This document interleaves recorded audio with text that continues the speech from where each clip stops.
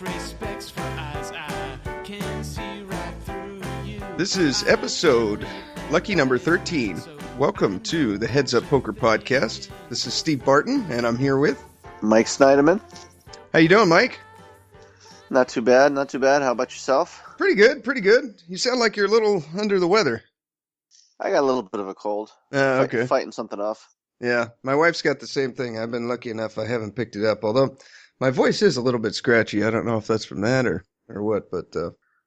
I spend too much time in card rooms with all those dirty people sneezing on chips and stuff. So yeah. How was, you went down to, or up to L.A. Yesterday. How was that? That was another bad day. Yeah. So, I bricked a couple tourneys, bricked an $1,100 tourney, and then I invested $625 into a $225 rebuy satellite to the main event, the 10K. I've now spent, I think, $5,300 trying to get into the 10K. Ugh. I probably would have been better off just spending $5,000 and then running around trying to get some maybe get some investors. Who knows? Yeah. And lost a little bit of cash. So the last time I talked to you, I can't remember. I had just won a nice big online tournament. Yeah, I remember that. Yeah, 10K for what was that? It was the OOS something. It was the OPS, the High Roller on Carbon, or one of their events. Yeah, the Winning Poker Network or the Merge. This was Merge. Merge, okay. So that was a nice score. But I'm like, so I won like 10,000 like a week ago, but I'm down like 10,000 since. So it's wow, jeez.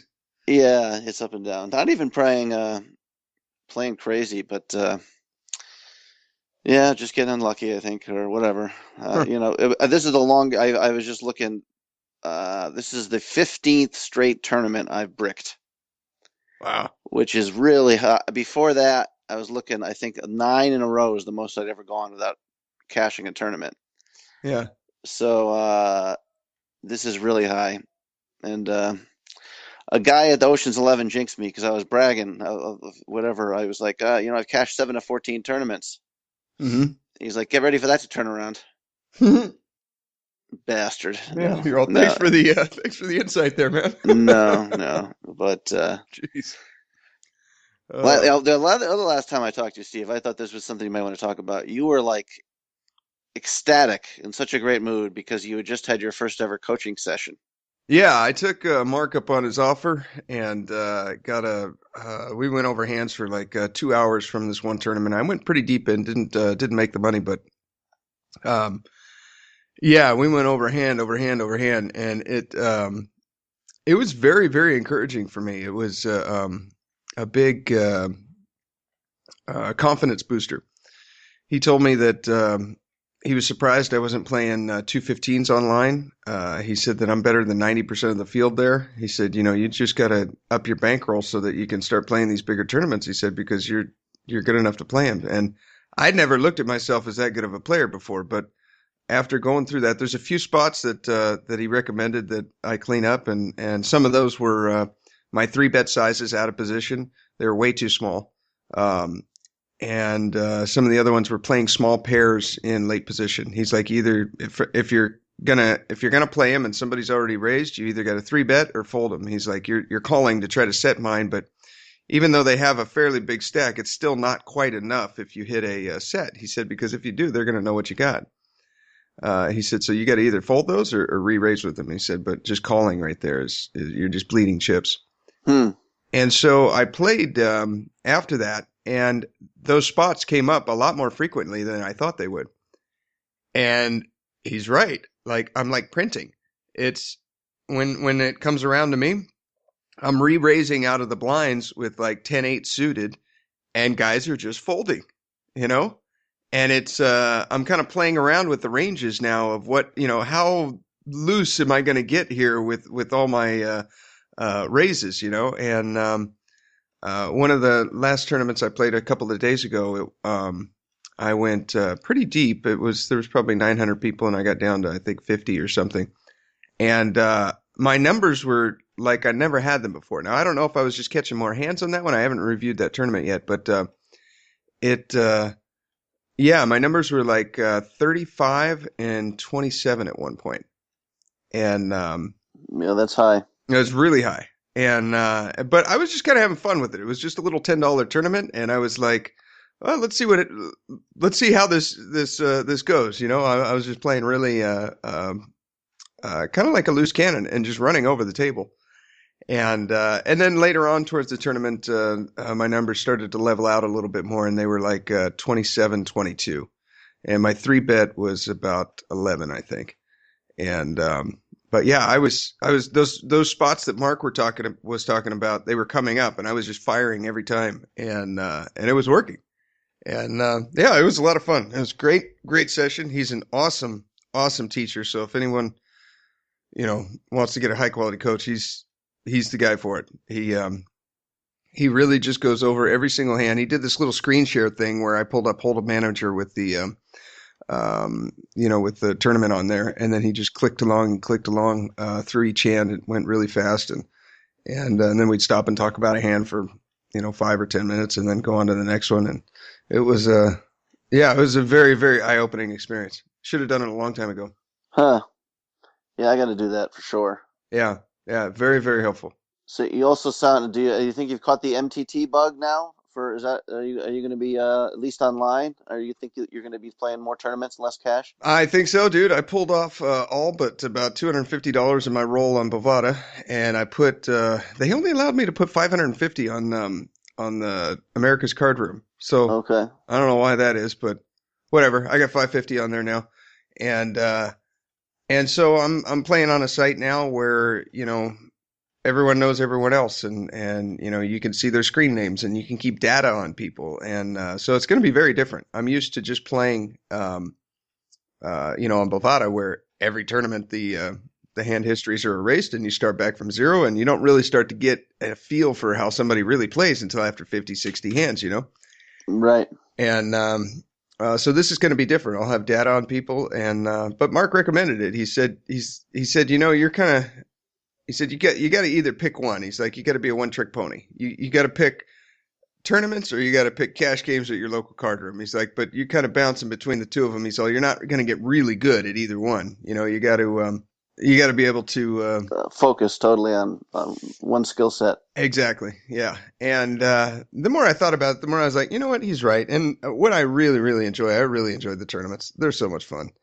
And the reason I switched over to cash was because after talking to some poker pros last year at the World Series, they're like, cash is more kind of like your milk. You know, it's kind of like a steady income. It's almost like going to a job. You know, like you can be pretty sure when you show up at the cash tables, you're going to make, you know, $50 an hour or whatever.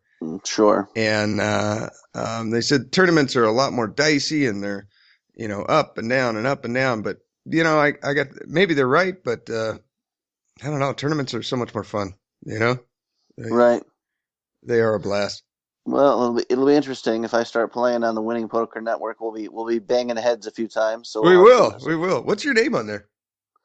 Pninwin. Pninwin. Okay. Pninwin. Pninwin. Okay. All right. What's yours? All capital letters. It's SIGABA. SIGABA. Yeah. SIGABA. Huh. Okay. What's Pninwin mean?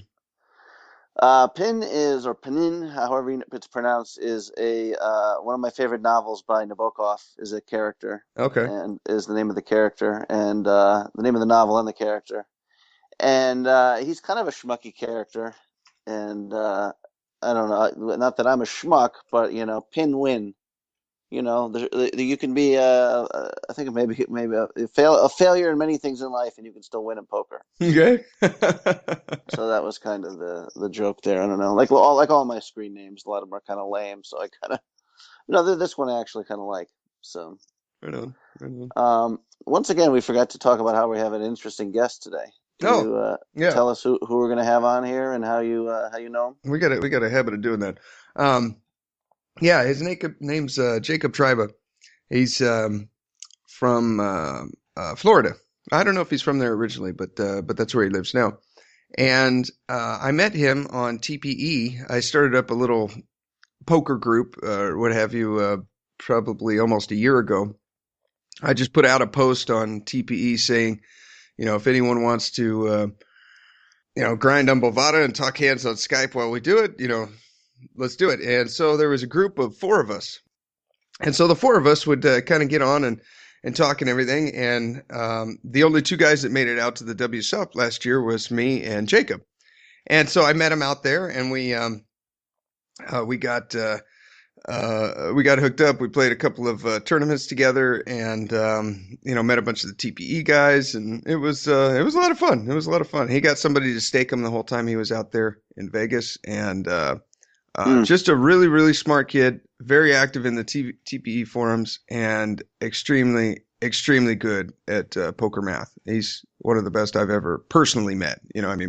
David Sklansky is probably better, but this kid's close. He's, right. Yeah, sometimes he starts talking 2 or 3 seconds into it, and I'm like, dude, you just lost me. I don't even know what you're talking about. But you guys will see. It's interesting. He's a very, very intelligent. Is he a pro? Is he a full-time grinder? Or No. He's working some little part-time job, I think, and then he's playing poker probably almost full-time. Right.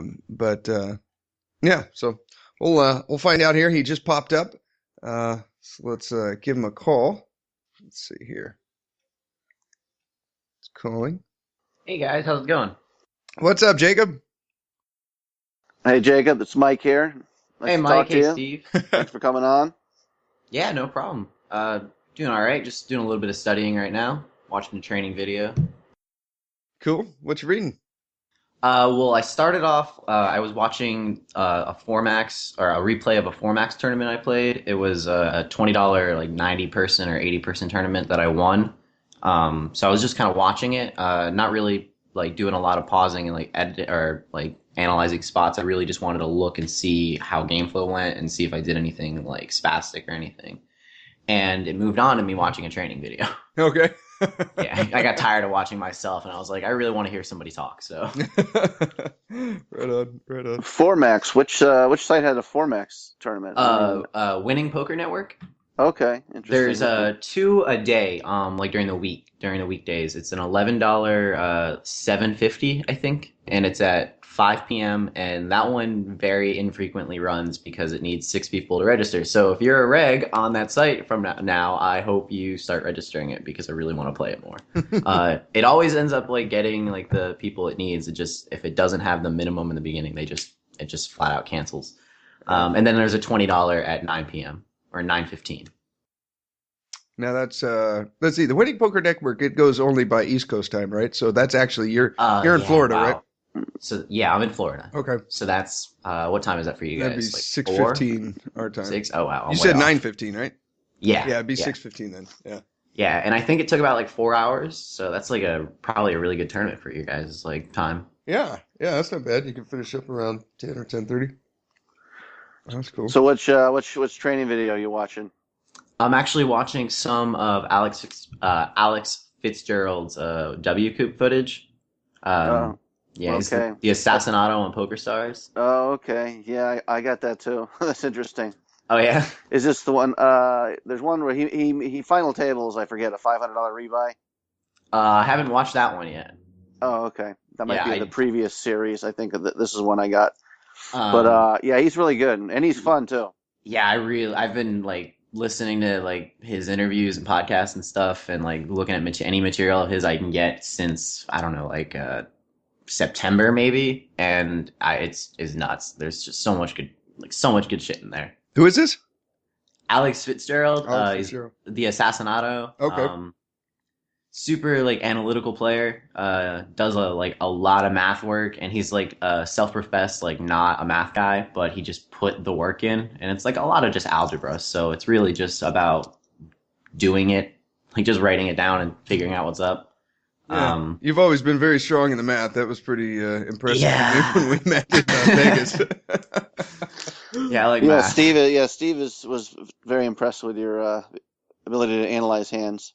Of course, Steve once was walking down the street and he saw a guy walking and chewing gum at the same time, and he was blown away by it. Flat out amazed. So not to no. But, I won't like stroke my ego too much then with that. yeah, that's what I'm saying. No. So you're a constant studier though. Sounds like this is pretty typical for you. kind of do a lot of it. I don't really do much else other than work, study, get a little bit of hangout, but mostly just work and study. So how long you been playing poker? When'd you start? Oh God, like freshman or sophomore year of high school, started with like $5, $10 tournaments.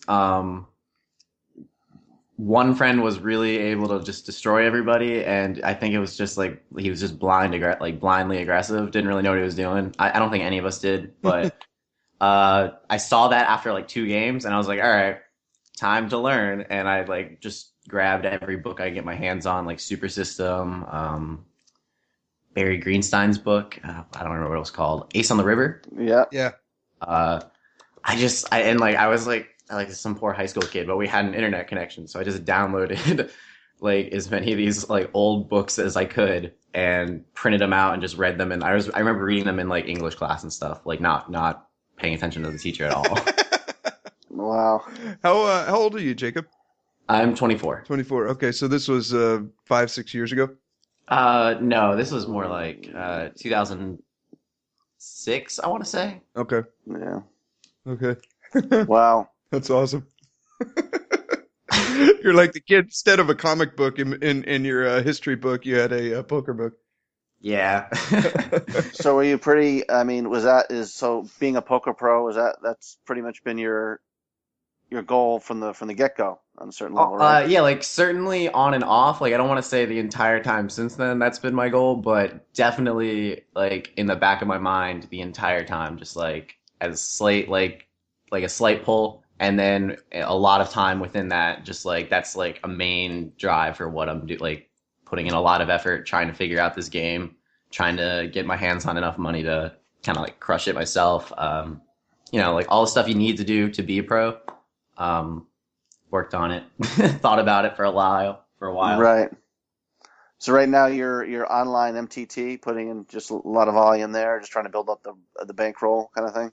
I'm playing under like a backed group on winning, like playing the online grind and like also working. I'm not putting in as much volume as I want to. This week was actually kind of rough with work. I wasn't able to I haven't played since I think Sunday. So, wow, it's been so long. I was supposed to play yesterday, and I actually couldn't because a robbery took place next door. Oh and shit! I sat down in my computer. I got home from work. I go work to the early shift. I get home, sit down, go to register. I actually registered that Formax I was telling you about because I saw it was just about to be 5 o'clock, and they were a few people shy. So I was like, well, I'll throw my name in there, and if it happens, it happens, and I'll come to. So anyway. It gets canceled. I go downstairs. My roommate comes home, and literally, like, as that happens, these two kids just, like, knock down our backyard fence and run through the yard with 2 TVs. They dropped one of them, took off running with the other stuff. And, like, I spent the next 3-4 hours, like, dealing with the cops with that. But the good news is, because we called, they ended up having enough people in the area. They caught the people and recovered, like, I'd say like all or most of the guy's stuff. Like he came home and like all of his he lost laptops, televisions, and like all of it was recovered because the kids just dropped it and ran. Wow. Yeah, so it was kind of nuts. Like I'm like a little bummed I missed playing, but like pretty stoked that happened. Yeah. That's good they caught him. These don't sound like the smartest criminals in the world here. Nah, I think they were just kids. Like right. I mean, like yeah. Like it sucks, but I'm pretty sure they were just like kids, like didn't really think it out. No. Yeah, it doesn't sound like it if they're dropping DVDs and yeah, TVs I don't even on think the they way. had like a car. Like I'm pretty sure that like the cops like because like when they were here, they were kind of like talking back and forth about what was happening, and I think they just like caught them on foot. Like they saw like one car saw a group of kids with a bunch of crap in their hands, and when the cop like when the cop was driving by, they just took off running and like dropped a bunch of stuff. So like it didn't even require them to like the cop like it sounded like the cop didn't do anything to like I mean I guess like he sees them with stuff, he's probably gonna suspect them. But regardless, they're carrying like, a TV down the middle of the street running. They took the first step though. They just like decided like, all right, well we're gonna do the most suspicious thing possible and just drop all of this and take off running. They're like, no, pretend like we just came back from Best Buy. Walk slow. I mean, like this is a college town. Like people walk around with like furniture and stuff outside. Like not like pretty regularly, but it's not like a surprise when you see somebody walking around with stuff. It's not like stolen just like out the get-go. Yeah, Right. yeah. Wow. They probably could have played it off like, no, we're moving. A little bit. I mean, like I feel like I would have at least tried. I'm gonna be honest. Yeah, That was yeah. one of the first thoughts I had. That's your best chance. You got 2 feet. He's got a car. I think he's going to outrun you, you know? Yeah. Pretty much. Oh. So what is you say you're part of a backing group? Yeah. Well, I'm totally ignorant of this kind of stuff. Can you tell me what that is and how that works? Yeah, well, basically, I get so like I interviewed with these people. They chose like just like went with me, and they were like, "All right, cool." So like, they give me some money. It's like part of a role. I play like up to a certain buy-in level. Like, there's a range of tournaments that I play. I pick them, and they're like, "All right, these are good." And I just kind of play all those that I can, and like. If I fall below, like if my roll, like say like I start with like 1,500 or whatever, if I fall to like 400 or like 200, and like it's Saturday, I let them know, and then like I get like another reload, and that just like goes towards makeup, and like just like you have a constant like bankroll if necessary. Then we split like profits. Like I'm told there's like a range depending on the relationship and like what kind of stuff you're playing, like of how you split the profits. Like I listened to KB's interview with you guys the other day. Yeah. Just yesterday, and like I heard him talking about like it. But yeah, like there's like I guess typical is like 50%. So yeah. I've also done like a live backing thing where I went and played went to Seminole Hard Rock Poker Open last September and was there for like a month with a friend of mine and just like got backed for that whole series. And Nice. you got backed out in the WSOP too, right? How much money did you play in tournaments? Because that one tournament we played was a 340 buy-in, but you were back that for all one of them, right? I sold like I want to say 70 or to 80% of my like total like MTT action over there. Okay. I played like 5 tournaments. Yeah. Yeah, like I think that's pretty common. Like selling action like for tournaments individually is like the more common practice. I mean, I could be wrong on that. I don't really look at a lot of backing and stuff forum chatter. Like that's not really ever Right. appealed to me really. So, but I think that's like the more common one is you just like sell individual pieces. Like people like you add like a mark. You kind of like assume you have an ROI of like say like 20 to 30%, and then you get like, all right, I want to charge like 5% makeup or whatever. So you charge like 1.05 times the buy-in. And then if you want to do like, I want to sell 50%, well, you just figure out what 50% of 1.05 times your buy-in is. And then that's what you have to sell. And that represents 50% of your action. So divide that up how you will among whoever buys it. And that's what I did when I went out to Vegas last summer. I think I followed that. Did you, Mike? Yeah. Okay. I'm just curious. If one of us Do got you it, know- then I think we're good. Well, I mean, just the online one is what I'm interested in too. I was just going to ask, do you know who the other players are that are getting backed by this guy? I know a few of them, yeah. I don't know. Do I you think know? it's like a group, and I don't know all of them. Right. Yeah. You know, it's funny. There's a guy at the casino where I play at who wants, he heard about some of my tournament success and he wanted me to help him out, maybe teach him. And he went in a final table of a merge event, and then he got knocked out and he watched. And he said he was claiming when they were heads up, one guy just kept folding and folding like 20 straight hands. Oh, He wow. says he's like, man, I don't know. Is there a lot of collusion on there? No, but there are a lot of. I mean, okay, I'm not. I say no, like so, like assuredly, just because like the idea of that's ridiculous to me. Right. But I'd say like, what is it like Occam's razor, like whatever, like requires the least assumptions. TPE just had an article on that, which is cool. Okay. But I think a much more likely scenario is there are a lot of bad poker players. Right. And it's not atypical to see heads up play and you get down and there's one person just constantly folding because they don't know how to play and they are like, you never really know what somebody's motivations are for doing something. Like they could be really, really concerned about moving up from like 4th to 3rd. Yeah. Or even like 8th to 7th. I mean, like, of course you see a lot, like the worst people or not the worst people, but the worst like thing you could do is like go from like worry, like I don't know, like worry a lot about moving from like ninth to like eighth or seventh possibly when Sure. literally all the money is like from fourth up. Yeah. Yeah, I don't really think of the collusion too much, but it is funny for the first time. Well, I won a tournament on Merge a week ago for a pretty good a 35K, and for the first time ever, I met this guy through Pocket Fives. But anyways, we started chatting on Skype. I was Skyping with the guy, and Uh-huh. but we were on different final tables, and he came in second in his $100 one, and I came in first on mine. And he knocked somebody out, and I was like, "Congratulations!" He's like, "I feel bad. That's a buddy of mine. We swapped 10%." So he's had this cat. So there was obviously no collusion or anything. He knocked the guy out. Yeah. But anyway, that's something I've been just thinking about recently because I didn't realize they were like these people were so everybody knew each other kind of thing. You know what I mean? Like on a lot of these Yeah. sites.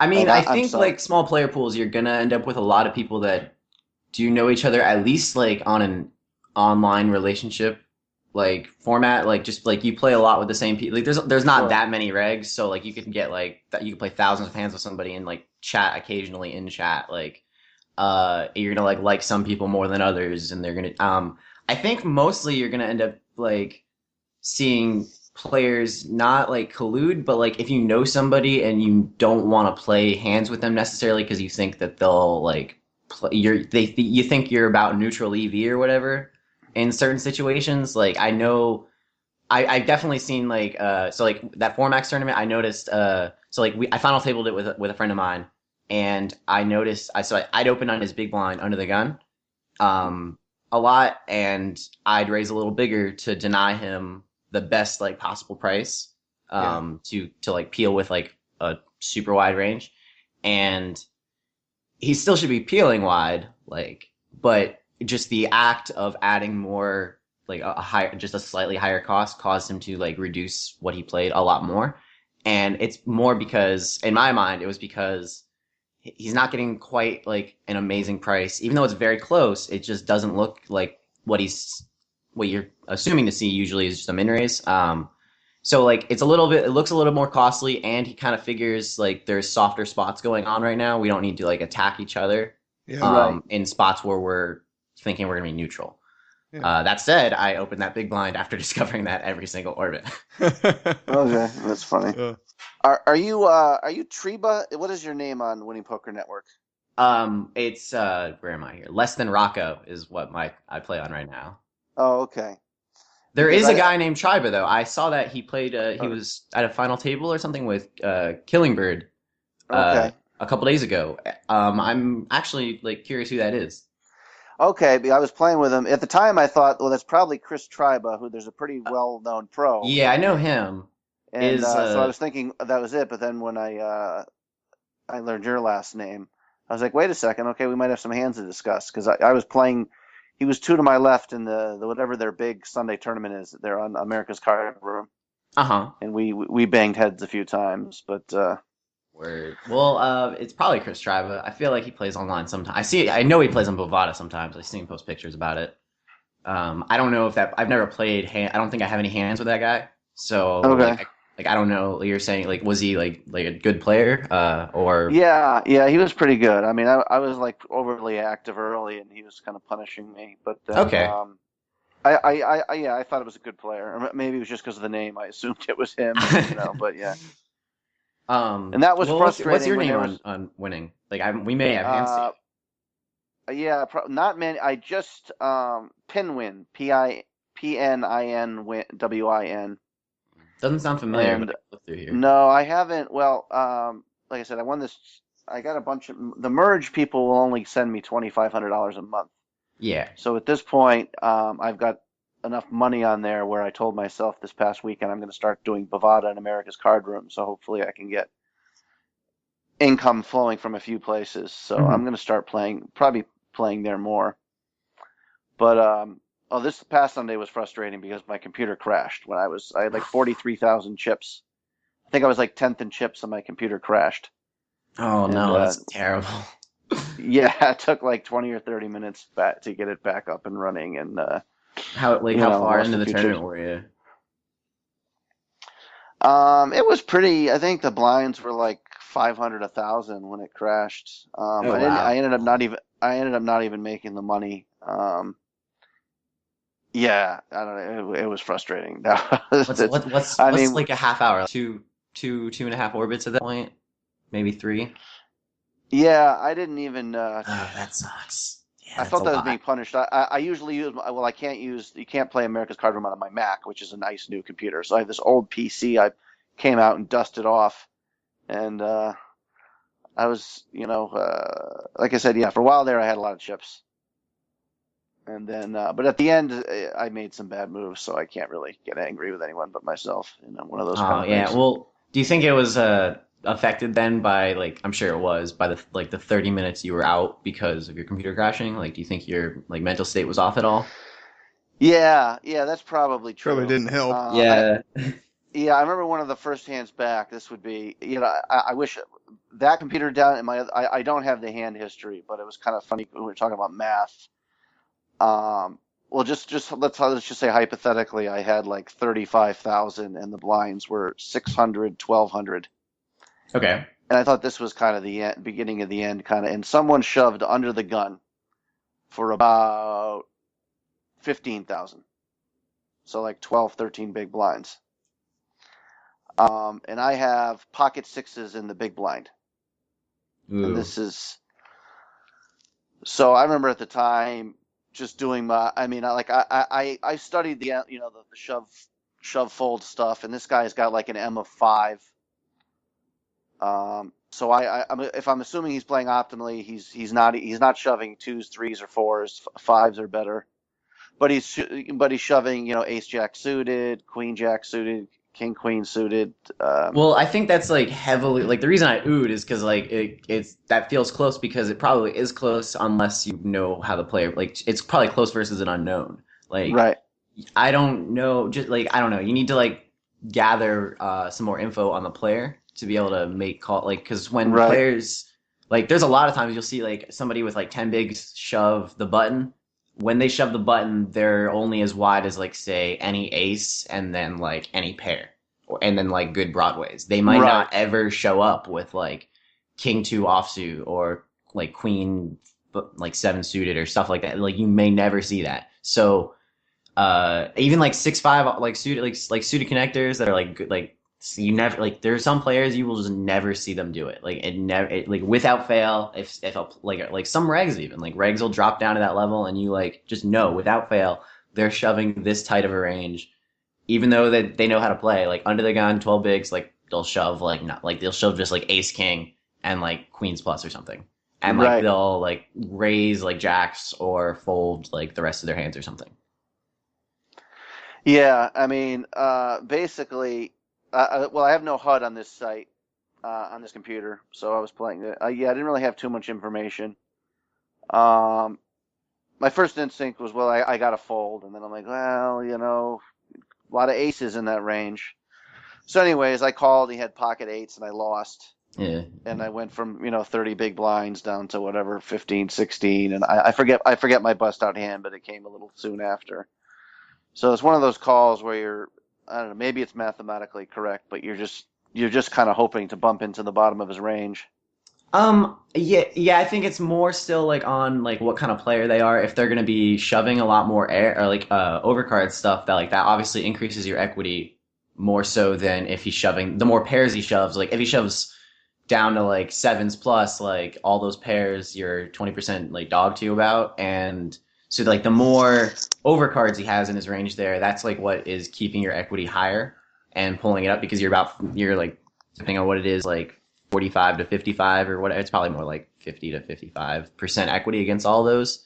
And if you've got a player that doesn't really want to play pocket sevens down and only shoves like eights plus, but shoves like jack 10 suited plus, like that's probably closer to a call. Maybe not at 12 bigs. I'm not sure. I'd have to look at the equity, like just like what it would actually be. But like you see, it has more to do with what hands they're shoving than really what their stack size is. Like that's like an important part Right. of the picture, but that's like only one like piece. It's like there are more Legos to mess with, if that makes Exactly. sense. Yeah.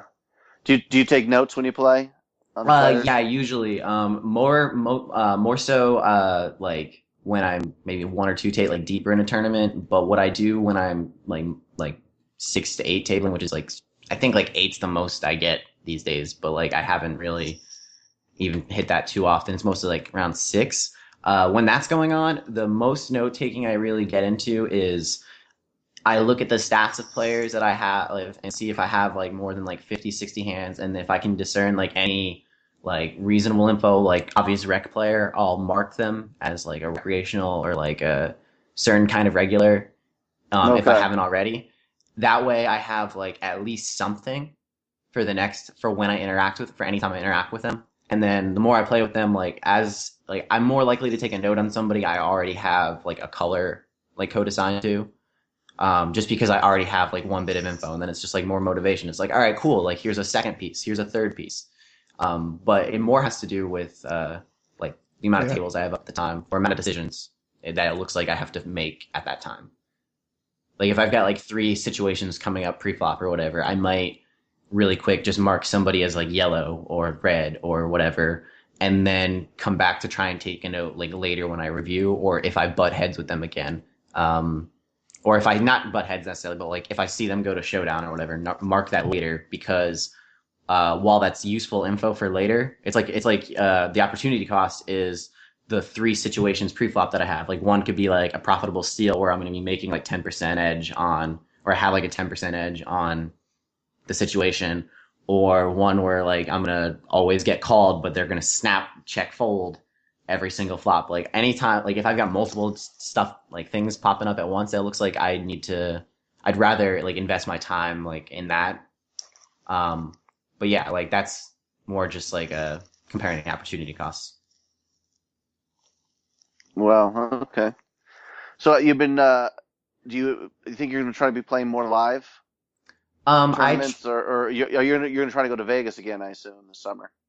Probably not this summer, Okay. but I'm like hoping, and like, I mean, I guess planning then for like by next summer to be back. This summer or this past summer was actually more of like a vacation out there that I ended up getting to play poker. Like I set aside money to be able to do that. As I was building my role, like I had like a pretty decent job at the time. So like I set aside money to like pay for the flight and everything, and then just you took money out of my bankroll to play and sold. So it wasn't like too much of my role to like play the tournaments itself. Okay. Yeah, like I don't tend to play a lot of live poker, usually because of bankroll considerations, but I love doing it when I can for a variety of reasons. One of which is obviously the average softness, like the average skill level, just like comparing over. Yeah, of course, yeah. Yeah, it's just like something like I love studying, so like there's just a lot of things that like you're like, oh wow, like I didn't know this still worked, or I didn't know that this was going to be this kind of situation, or like. What are your if you could just what are some of your favorite TPE videos? Could you give us your top 5 list here? If there's an aspiring pro where they would start on that site, maybe. Definitely Andrew Brokos bluffing, value betting, or value targeting. LOL live events. That was one that I really like. It's just a hand history review Andrew Brokos did of like a 1K like once like every 3-4 months tournament that happens like at some random casino he was in. I don't even know if he lived in the area. I think it was a Pittsburgh casino. I think I saw that one. Yeah. Okay. It was like 3 or 4 parts, and like the very first hand, like he talks about like a 2x, like it's like an overbet on the river as a bluff, and it was just like perfectly explained, and I was just like, wow, that makes a ton of sense, like awesome. And I like, so within like 5 seconds, you're already picking up something like that's insanely useful. So there's at least 2 or 3 video series in there. What do we got? Big dogs. They're like the videos themselves like are older, but like what got me like this is what I watched as they like happened were any like long form big dog series where he's like gonna be just playing like a lot of tables, and they're like 8 parts or whatever, is just gonna do crazy good for your game. Like at least figuring out how people react to, like at the very least you see how people react to like somebody playing so aggressively, and you get to figure it out without actually having committed those chips yourself, because you just got somebody doing it in front of you, and like somebody else playing the game in front of you. And like I learned a lot of like pre-flop and like exactly flop decisions from watching his like Big Dog play. Okay. Definitely just I can't remember any of them off like any names off the top of my head for his series, but like seriously, like he had like 2 or 3 like 8-part series that were just crazy phenomenal. There's one that he did a review with Mark. That was Yeah, just I think that one, was it was I think that was the $100 rebuy that he won, maybe. And, okay. That sounds yeah, familiar. I think that's a really good one. Yeah, for sure. Um, then Daryl Jace's 3-bet series. It's like 8 parts now. I've I've watched the first 2 videos of that series like 6 times. What I the number I say ever changed every time. It's just, I watched it a lot. Wow. Yeah. Okay. Like, I and feel lazy. Yeah. it's like he goes over like 5 hands or something and just like pounds the same spot over and over again with different questions, and it's just like it makes you think. And really, I think that's what the like how you learn is just somebody's got to point you and say like this is what you need to think about, or like have you like I don't know, they need to ask you questions, and that's what Daryl Jace does. Is just he just asks like every 5 seconds like, all right, now what would you do if you had this? Now what about this? What about this? And that series actually he tries to like tone it for like a variety of like skill levels. I think more like thought processes, like how many like how like far into somebody's like thinking there, or how far into thinking about hands does somebody go. So he asks like a difficult question and then like makes it more and more simple Right. until like he thinks like, all right, well that's like probably enough to cover everybody. So I think like anybody could watch that series. Just like it's super dry and complicated, and he says a lot. But I like that he does, because that's like part of the cost of like learning that theory and material is like you have to put up with this. You have to get through this and grind it out. And I'm Right. pretty sure that's a turnoff for a lot of players, because I definitely have seen some negative feedback on that series from some people, and it's just ridiculous. Like, Right. Yeah, we were talking to KB about, and then Daryl Jace is very, super cerebral, and you gotta invest some time and energy if you really want yeah, to get it. that guy's a genius too, man. Like he's dropped out of school in like 7th grade or whatever. Like, imagine if we had like a good enough education system to like maximize like people like his potential. Like Yeah. the way Well, he thinks about stuff, it's just like we'd have jetpacks. Yeah. Yeah. That's what I like. I told my dad about this guy when the series came out. Like how like I was so excited. I was telling everybody I was excited about it, and I was like, if we had like I said that was like if we had any like semblance of like a system that would help maximize everybody, or like just I don't know whatever. If we could maximize people like his like potential like early on, like yeah, we'd have jetpacks. We'd have had jetpacks so long ago. That's funny. There's a kid at my casino who's one of the better players there, and he's got an engineering degree from UCLA. All right. And but he's very good at poker and very funny. And I'm like, this is why the fucking country's going to hell. The smart guys don't actually want to do anything for us. They just want to sit around and play poker. They want to So- push that so- print button. So yeah, pretty much, I think. So I don't know. That's pretty funny. Yeah. Steve, you got any hands you want to discuss here? I don't know. I'm going through some of my hand history replays right now, and let's see. I've got one kind of interesting one here. Let's see. All right, cool. Let's hear it. Okay, I got my stack is 1,300. The blinds are 30-60. So what is that? 22 big blinds? Yeah, it's like 21.6. Okay, and let's see. Got some I'm options. in. What's that? Said you got some options. Got some options. Yes. This is pre-ante, I guess. This is pre-ante, yeah. Yeah. This is on Bovada. I think the buy-in. Oh, the buy-in is 2,750. So it's 25 plus 250. What was the starting stack in this tournament? Is it like the 3K or 5K? Let's see. I guess that just like helps determine like what average like stack of tape would be. Let's see. Starts at 1,500. Oh, okay. All right, weird. Yeah. So the stacks start at 1,500. We're at 30-60. This is hand number 14. It might be a turbo. I can't. I was gonna say No, it's It's probably a probably turbo. If it's might, up to might even 1500. might even be a hyper turbo with the short stack kind of thing. But yeah. Yeah. And let's see. Under the gun, folds, UTG +1 folds. I'm in middle position with pocket tens. So what's your guys' raise size here? Who's in the big blind? Like, do you have any? You said 14 hands. Like, did anything happen with that player? Like, anything of interest? Let's see. In the big blind, oh, you know what? This might actually be. I mean, I guess like all play. Like, did anything of interest happen with the small blind, big blind, or button? Since those three are the most likely players that you will have to play with. Um, I think with like, given that I have no other information about who you played with.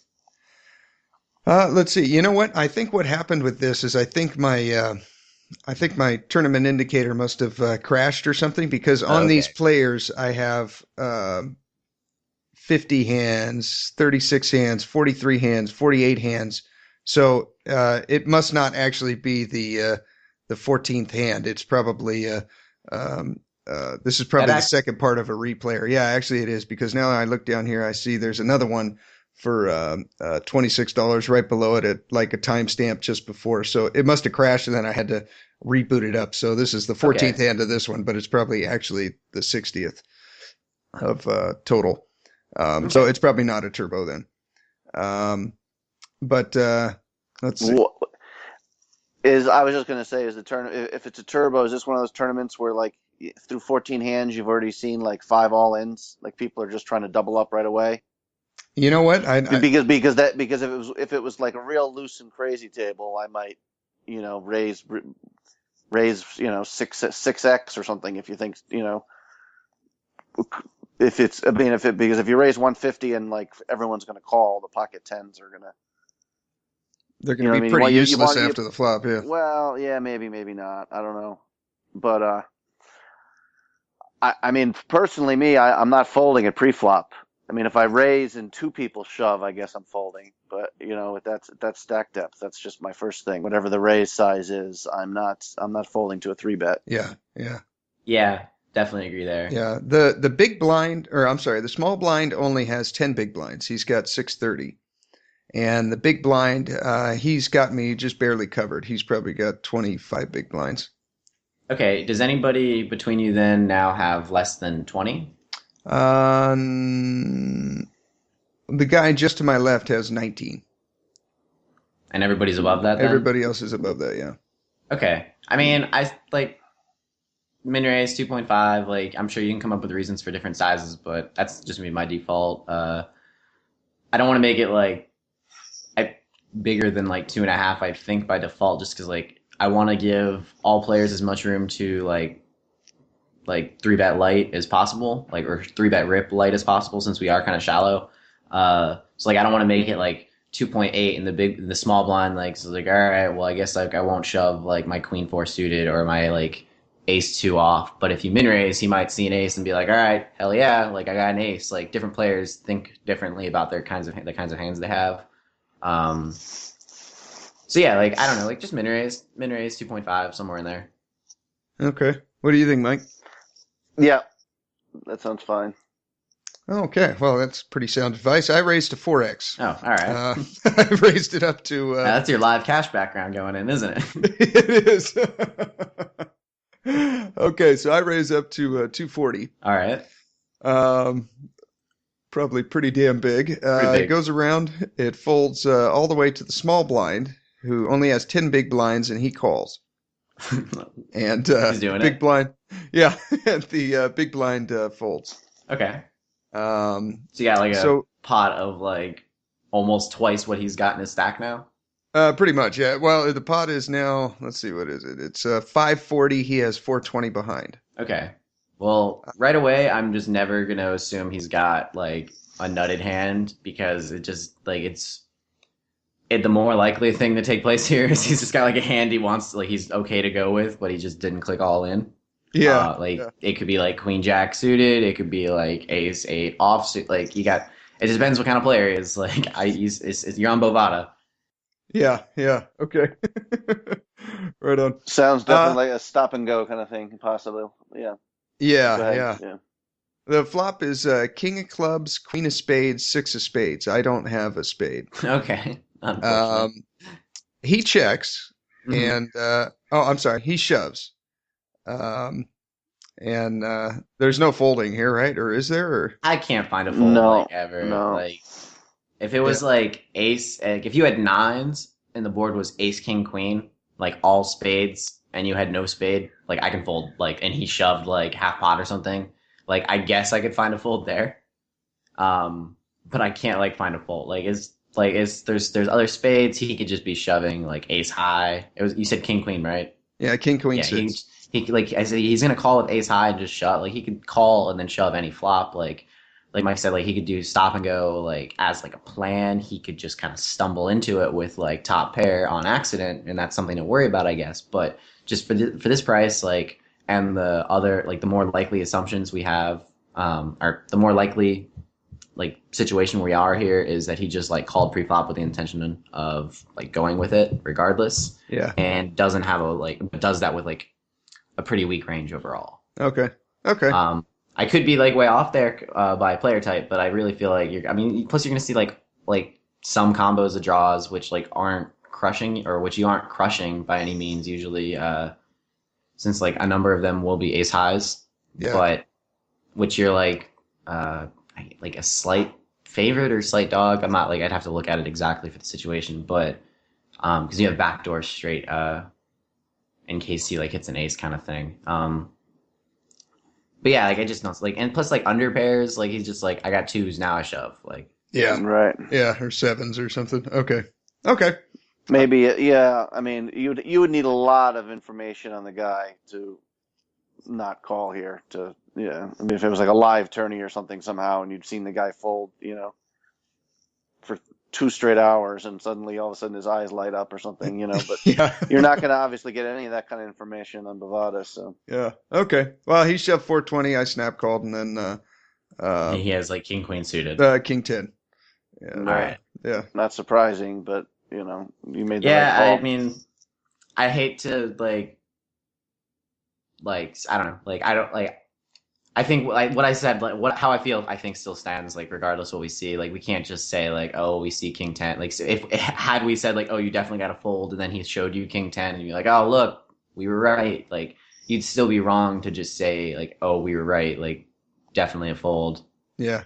Just because like that's confirmation bias. Like you need to actually analyze the situation and see like how likely it is that what you saw, like I mean what you actually see, like the actual showdown really isn't at all that. I mean it's important, but it's not the most important thing because it is just one hand of a range, and like your assessment of that range could still be way off if that hand falls into both of the ranges you've created, like the truth and then what you actually perceive it to be. Yeah. That hand could fall into both of those ranges, and if you see one, you could think what you think is correct, whereas it's like still possible that you're way off and making a lot of mistakes against that. Yeah. Yeah. Hope that made Okay. sense. I realized I went on like a range tangent. No. That was good. That was good. I got one other one. This one reminded me actually. Do you remember that tournament we played at the Orleans in Vegas? The 340 Yeah, that's one buy-in. of my favorite tournaments I've ever played. That was a fun one. We ended up being at the same table, and we both busted. I think within like 2 minutes of each other after playing Yeah, it for was like 8 weird. hours. It, But we came back from dinner break and just like crushed. Like, Yeah. so, it's like, and then just all of a sudden it's like, oh, we're gone. Like Yeah. we're feeling so confident too. I know. We were out in the car, and I think we had like 45 minutes or an hour, and then we drank those smoothies, right? And Yeah. then we listened to, I think, a hypnosis tape, and then we went back in. We're just like ready. We're Yeah, just like I ready to stretched, crush. ran around that parking lot, and everybody there, like all those old people, like all the 50, like no offense to old people, but like all the 50 to 70-year-olds that were in that field went and ate pizza and hot dogs. Exactly. Just And like fucking probably vegged. like downed like a Coke. Yeah, like Yeah. so like they did all that. Like I got my blood like pumping and like was ready to like I think I won like the next like 6 or 7 hands like at my table just with like opens and C bets. I 3-bet once from the I think like within that range like or within that span of time. I 3-bet my big blind, C bet, and he snap folded, and like the other 5 hands were just opens and like just open like raise and takes. Yeah. That was a fun tournament. Yeah, man. Well, this reminds me of one of the hands from that tournament. We got the blinds are 1 and 200. I've basically got 10 big blinds. I've got 1930. Okay. And then it under the gun folds, under the gun +1 shoves for he's got 1460. He's got, what is that, 7 big blinds. Okay. And he shoves for 7 big blinds. It folds to me. I'm in the cutoff, and I've got basically 10 big blinds with ace jack offsuit. Okay. Is that a reship? Going with it. Yeah, I'm going with it all day. Okay. I mean, like, I guess, like, it's really hard for me to construct a situation where I wouldn't. Like, just like an open shove of like 7 bigs, and then it gets to me in the cutoff with 10. Like, it's really hard for me to think of a time when I wouldn't. Like, some weird satellite situation, average stack is like 9 bigs, or like if that dude is like 1-1 over like 5,000 hands somehow, like you're just never going to see that, obviously. So like I don't want to say 100% of the time, but it's like going to be damn near close. Okay. Yeah, that's what I did. I shoved and he had king 8, so I wasn't sure if my range was good there or not, but Well, here, let's look at it real quick. If he goes as far as king 8, like that's going to be a pretty decent number of hands. Like what if the under the gun guy, rather than 7 big blinds, had say 14 or 15 big blinds? Ace jack still? I mean, his range obviously should be much stronger there if he's putting much more chips in. Yeah, I mean, I'd be ace like jack is still more a call? hesitant, but still go with it. Just like Okay. I get like it would be like I'd have to look at like his stats, how he was playing, just like know where, kind of figure out where he's at. Like if he'd shove with like is he going to be more the type? Is he the type of player that raise calls, or does he have a raise fold range like at 15 bigs? Like does he min raise and then fold in that situation? Because if he does, that affects his like shoving range considerably. Because some people just shove 100% of the hands they play and play a tight range here. Some people shove 100% of their hands they play here and play like 20% still. Right.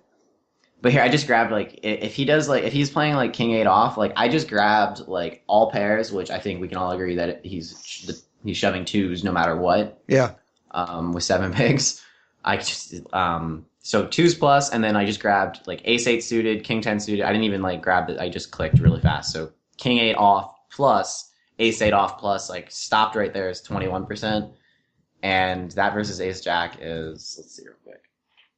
I'm gonna say like 40, 42.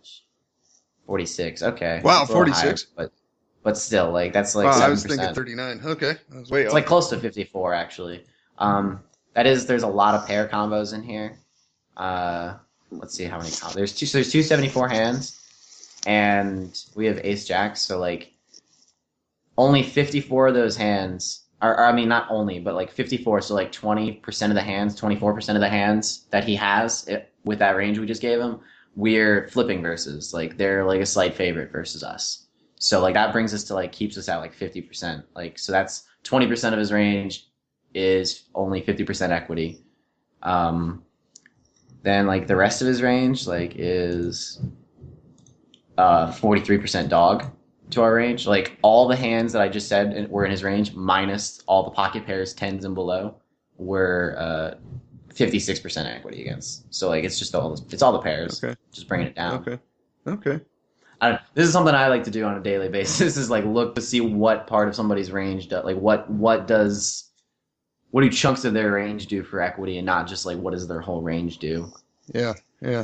When you look through your hand history views, are you doing this kind of stuff, doing calculations and? Yeah, I do this a lot. Wow. Okay. And this is all fun for you too. It sounds like. Yeah. I'm envious because now, like when I first started studying, like for the first 6 months, it was just like exhilarating. You know, it was a whole new universe, and now it is kind of. Like I said, I'm watching a video just hoping to see that one bit of information, that one hand that where their little light bulb goes off. But it does feel like work. But it sounds like to me, like, you know, watching videos and doing this is like, you know, it's fun for you. Yeah. Which is a big edge. Definitely. That's definitely like I've talked to like some like poker friends, like one's about to go pro, he's an engineer. Like we talk about that almost daily, like just like our thoughts on studying, I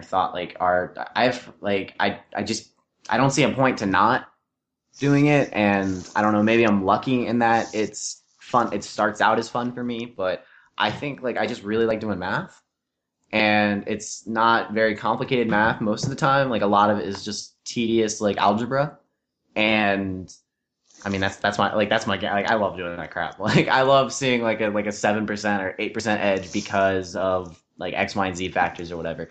Those I think like stuff like get like coming up with the proper ranges based on your assumptions is to me like the more challenging thing. Like not doing the actual work, but like the process to do the work almost feels natural to me at this point.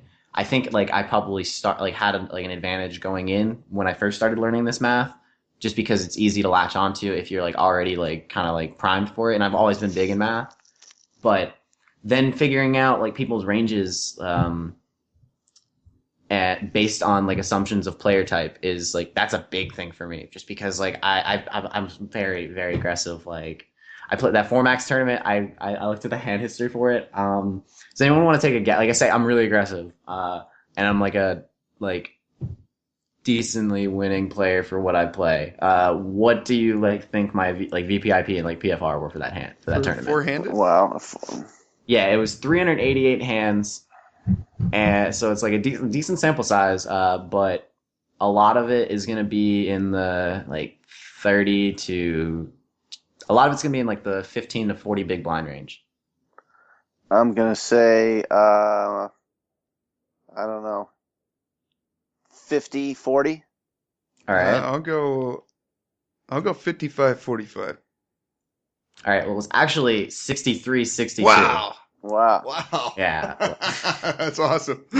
Now, like that's really, really inflated by the fact that you're playing 4 and 3-handed, like not Sure. like the entire tournament, but it's still just like it. People like some people won't defend properly. Some people like some of the regs just don't want to play hands with you when they've got another spot like 1/3 of the time when they can open the button and like you're in the small blind. Like sometimes just like let them have it because they're just gonna constantly give you money elsewhere. That's how they feel, and it just like works. It's like there's a lot of raising, a lot of c betting. I don't even think there was a lot of double barreling in that tournament, to be honest, because like most of the time, like I was just taking it down, and like there was no need to like look for like a few percent edge that was like higher variance because it was like that bet could be like a huge chunk of my stack or something, or a huge chunk of like effective stacks. How many people were in it? I want to say like 80. Okay. What's like it's a 1.5K, and I think it was down like $20. That's like 74 people then. Okay. What Yeah, it's what'd you finish? First. I took it down. Oh, nice. Good for you. Cool. Yeah, I got heads up with Doug too, and a good friend of mine. With Doug Lyford? Yeah. Good friend, first time getting to like play a significant amount of hands with him, so it was a lot of fun. That's cool. And you guys are. I was talking to him the other day. He's quitting on March 1st, right? In basically a week or two. Yeah, something like that. Yeah, it's really close. If not. Yeah, wow. It's really creeping up on us. Yeah, he's been talking about like for months now, like putting in his notice and stuff. Yeah. I'm really proud of him. Like this is all the work and like he's been crushing. Is he a young guy? He's I think like 2 years older than me. And I'm 24. Like Okay. might be like 26, 27. That's young to me. Yes. Yeah. So that's an interview I'm definitely looking forward to because that's quite a move there. Rad, yeah. I told him that you guys were like into it, and he was like, "Oh my god, hell yeah!" But that's funny that you think that. I mean, yeah, it's like young to you. That's actually like I'm pretty sure that's old to poker. Like, it's ruled by 19-year-old kids now. Right. Like I feel old to poker. I think I'm actually have just determined I'm giving up on the game today after talking to you, realizing how impossible evolutionary.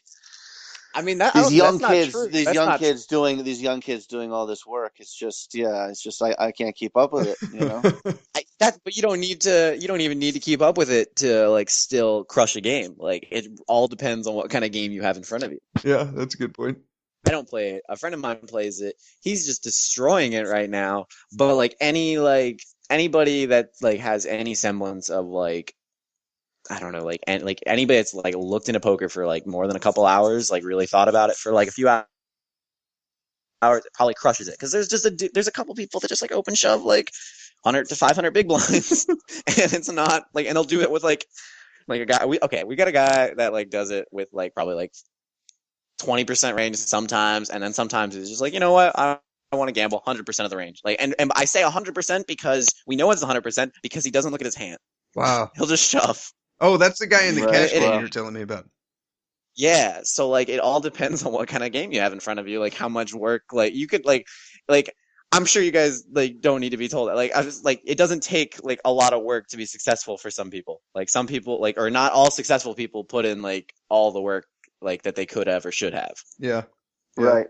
Like hardworking people become successful. Not all successful people were hardworking.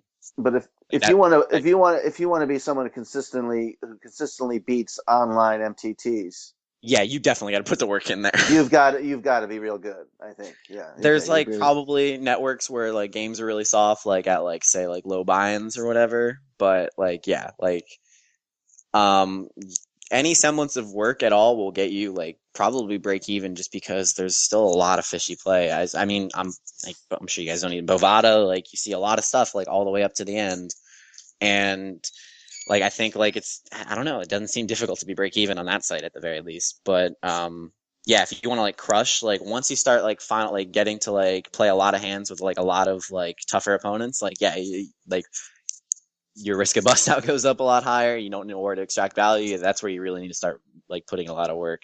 I mean, I'm gonna be honest, like I like felt like I was making money not putting in work in the beginning. I mean, everybody felt that way, right? But like I've looked at hand histories like where like back in the day, like I final tabled like a $100 like major on like Revolution Intertops. I got like 7th.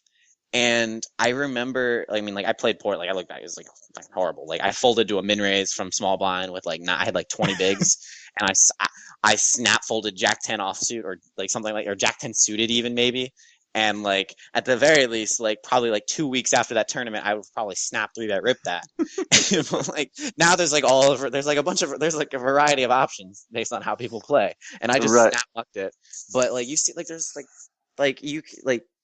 Put in some work, you'll see some results. Then just keep putting in a bunch of work. Don't ever stop. But like you don't like. There's some games where you don't have to. Like there's definitely some live cash game. Like there's plenty of live cash games that like you can crush. I know so many people like in so many different like capacities, like fast, like meeting through like series or whatever, that like clearly do not study at all, and they just like crush their local like 5-10 game, because the local 5-10 game is funneled by a bunch of people that have absolutely no idea what's going on. Yeah.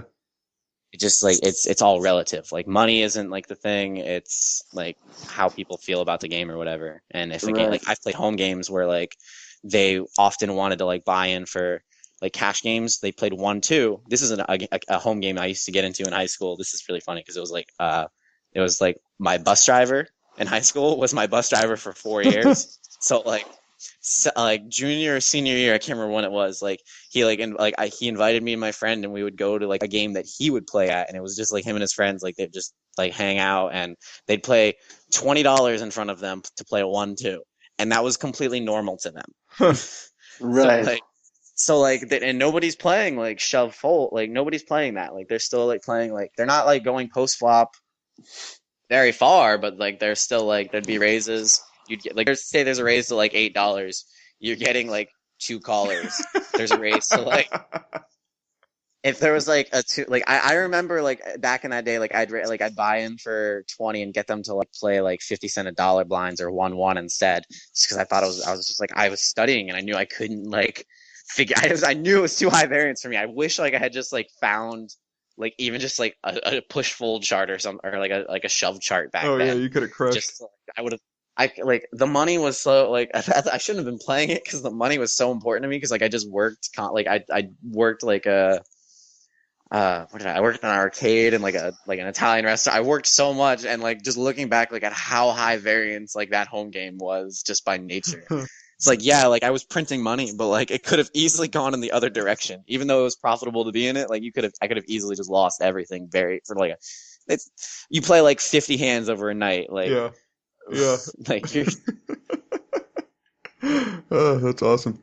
Oh, you had a hand that we talked about earlier, right? What you have it up on your computer? Give me one sec. I never pulled it back. Oh, That's not gonna be- okay. While you're looking for it, I had a hand last night. This is maybe similar to again the shove fold math. I think this is a borderline spot. Well, I'll just bring it up real quick. This was Yeah. a satellite at the LAPC to get into the 10K, Mm-hmm. and it was a 225 rebuy. And most people immediately rebuy, so you can double your. You only get 2,500 in chips, but a lot of people put an extra 200 in and get 5,000 in chips. Do you see And anybody not do that at that level? it depends. I've played like 5 of these, and sometimes nobody does. Or I bet was it. I only rebuy if someone else does.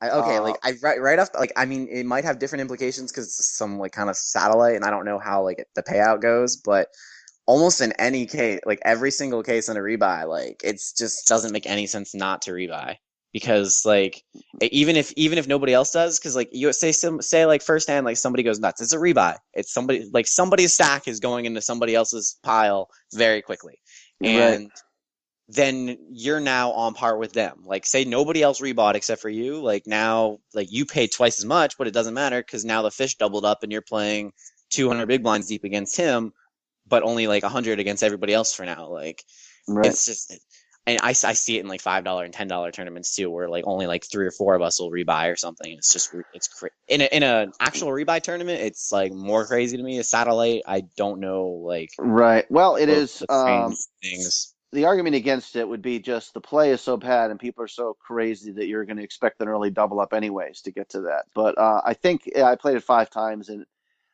as long as there was one person rebuying, I would rebuy. So I think 4 of the 5 times I rebought. But Okay. anyways, Well, we got down let's to get the play is just terrible in this thing. It's kind of funny how you're talking about the home awesome. game with 20. Like there's one guy who called a 3-bet from another player and then called the flop, and then on the turn the guy bet big, so I think the guy had like 14,000 left in his stack and he had to call 8,000 on the turn, or I forget what it was, and he called and the river was an ace and the guy had 4-5 and hit his straight on the river, hit his open So he ender. called off like 2/3 of his stack or whatever on the turn. He Got called shot. the 3-bet and it was very much like that, where it was like people had no sense of stack depth because things moved pretty quickly, where it got to the point where the average big blind's like 20, and it's like somebody makes it, somebody makes it 1,800 and 4 people call, and I don't know. You can tell my frustration here over not over not winning my 10K seat, because I really feel like the shove fold stuff is I play pretty optimally, but this spot came I mean, up. that's you could, but that stuff's still really high variance. Yeah, no, even you'd if be you're looking at like 10% edges and still like you're right. still losing like 50 or like 45% of the time or whatever in your whole range. Like your range versus their range could be like Sure. like you could be losing itself by like 45% of the time or like up to 50, but still be making money on the shoves. So anyways, but last night there was 45 people in this tournament and a shitload of rebuys and stuff. So there was 4 people going to get paid from this tournament. 2 people got the 10K seat, and third place got like 6,600, and fourth place got 3,100 or something like that. Okay. And we were down to 13 players. And I had really been short for a while, and I believe it was 15,800 chips left, and the blinds were 400, 800. Okay. So I've got just under 20 big blinds, although this is like a turbo, 20-minute levels. So they've just announced, and the next jump is big. It goes to 600, 1,200, the very next hand. Okay.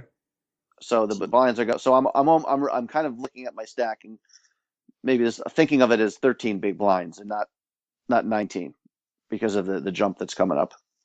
But anyways, you're saying it's the next hand or whatever? Yeah, the very next hand. But this hand is 400, 800. Yeah. And 100 ante, and there's 13 players left, and my table's 7-handed.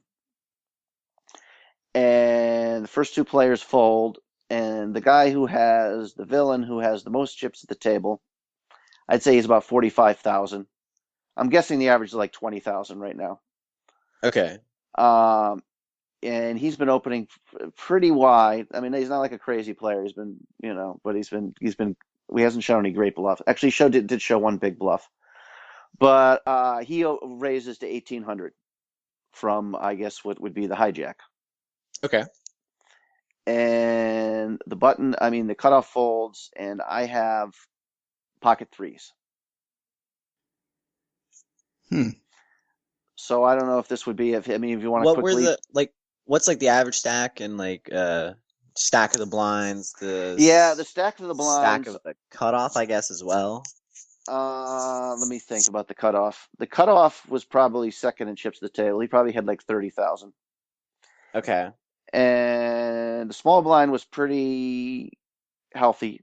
He had 25,000, probably a little over the average. Okay. The I mean, I big feel blind, more comfortable about shoving just the big based on blind was that. pretty. The big blind was pretty shallow. He had about 9,000. But if I were the guy with the chips, he's like the at this point of the tournament, nobody is playing back at him really light. I don't think. Okay. Like maybe the small you're thinking it's blind. really wide here.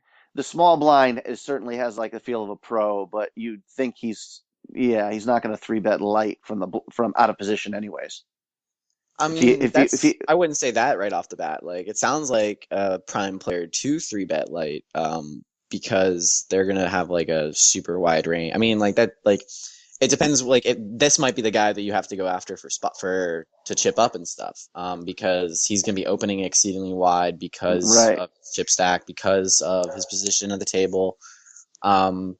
This all depends on the player itself. Like, these are just factors that would make a player, say like me, open extremely wide. Right. Like, not any two, but like damn near close. Like, so like against it all depends on like player type, but like all the factors you've laid out though make this like sound like it's gonna be a really really wide range, and you just have to think about like, is this the type of player that's gonna like raise call me with like ace-7, and if he's not, then like it's even more happily a shove in my mind, because his range is probably going to be really like I don't know, like 40+%.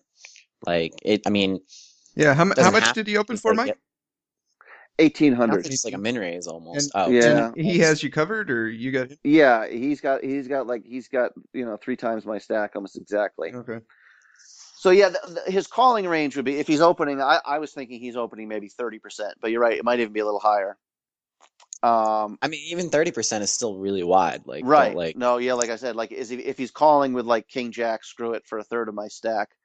I mean, if he calls with King Jack, that doesn't hurt you, because that's like you're beating King Jack. So like if that's in his calling range, you're not like thrilled about it, but you're not don't at all be discouraged by it. Like, that is still money in your pocket. Yeah, right I think the question here is, can you get him to fold 4s, 5s, 6s? I mean, you also might not even have to get him to fold those. It depends like how far down his like. Here, I'm gonna just like real quick look at like.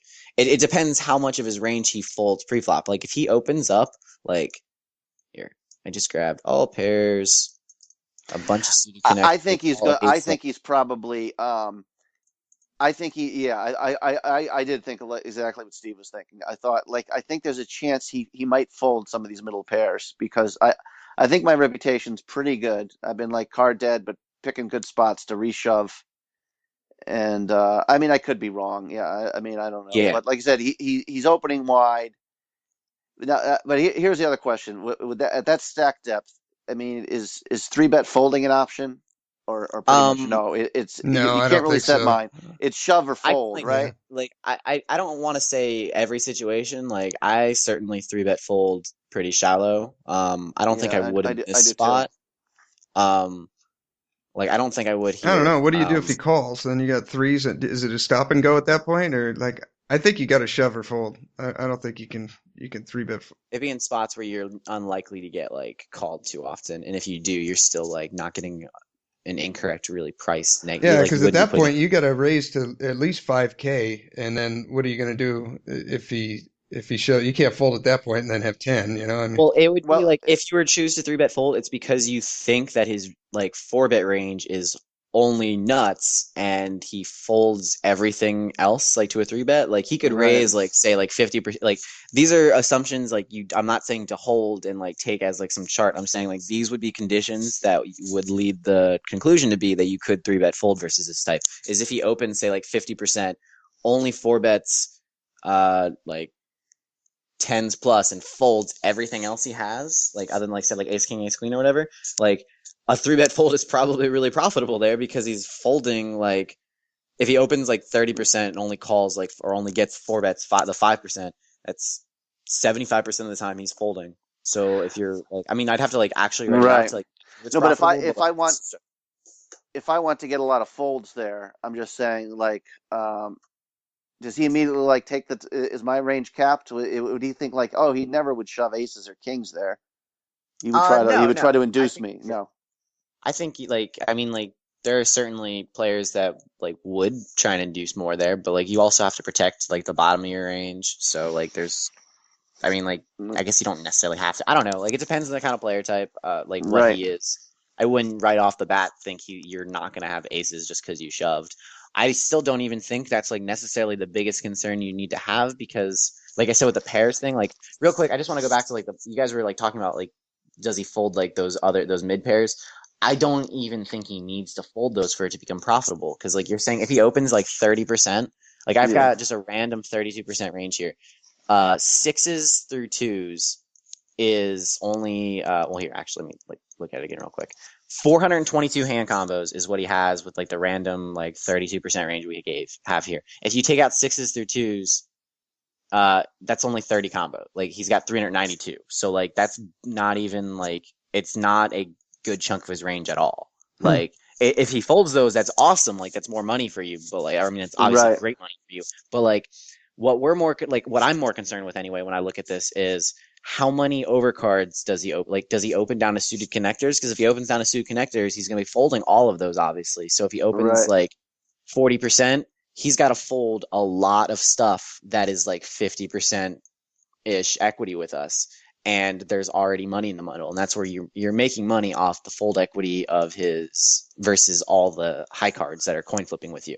You're not making too much versus the pairs that would be folding, even if he chose to fold them. But I'm pretty sure like this person is probably going to be raised calling most pairs. Yeah. So yeah, that's I guess not part of the.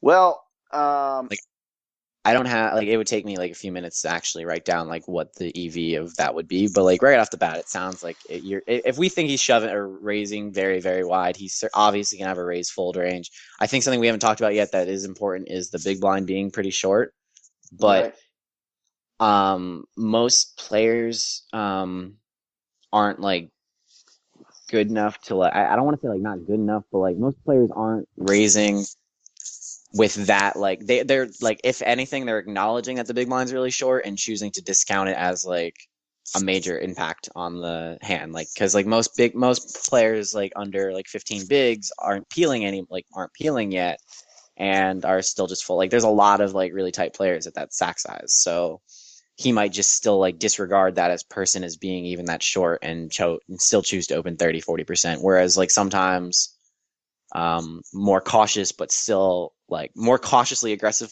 like players will probably like pass that spot with like 8-6 suited or like ace-2 off or king-2 suited or whatever when you've got like these huge chips back, just because like it's just an additional this big blind was super nitty, so he was not going to go with a hand unless he had something then so he's definitely more of an open with his like huge range there. So yeah, I'd say this is gonna be like I'm more like inclined to say snap shove, but I'd want to look at the math before I just said that. But right off the bat, like that sounds like a very easy shove. Yeah, I think I would shove. Yeah, very profitable is what I mean to say. I felt pretty strongly. I knew it was plus EV, but anyways, I remember. But I was thinking about it. I said, don't shove, and I'm being results oriented. I shoved, and he had kings. Oh yeah. So I mean, I just ran into it, but yeah, I actually got the gin flop too. It was 4, 5, 7 of all clubs, and I had the only club, so I had a gutter ball. I had like 13 outs, and too many, obviously. Yeah. Oh well. So you obviously never. I would have felt really really silly if he like snapped me off with ace-4 and got there. Well, I mean, I don't know if you'd feel silly there, like you said. That would still be that would still be. But you never learn anything about his range. I would feel silly that I didn't know. I would feel silly that I didn't know because if he did that, I wouldn't like necessarily choose to like shove threes, maybe I'd more likely to shove. I would just shove like a really, really wide value range, and I'd choose to like cut out like some of the bottom pairs probably because a lot of those you're going to flip against. And I'd much rather him like snap me off like When you got ace as nine or something, yeah. yeah, like I'll just like 3-bet jam like ace five suited plus or something, and he's gonna call with like king four off and like ace four off. Like, all right, fine, let's do it. I just Yeah. would rather have like more than like that's like. I mean, it depends on stack size, overall because like if we're at like 12 bigs, like passing on like a 2-3% edge is more like costly, and because like how likely are you gonna get another one? Something more improved like those small edges like that you're unsure of to begin with, like raising into like a couple shorties or whatever. Like I don't know, like it's easy to pass on them, or Right. it's makes more sense in my mind to like pass on them. Not that I know that I do that for like very well. I'm sure I still play. I don't know if you know my game very well. I've talked to Steve a number of times about it though. I am overly aggressive in a lot of spots and try and fine tune it. But these are like that's something to keep in mind is definitely like when there's like a lot of noise in the situation where you're not sure if your assumptions are going to be the most accurate. It's super, super like important to just like in my mind to just not go with like the bottom end of like the neutral spot of your range because like it's probably just going to end up being way off anyway.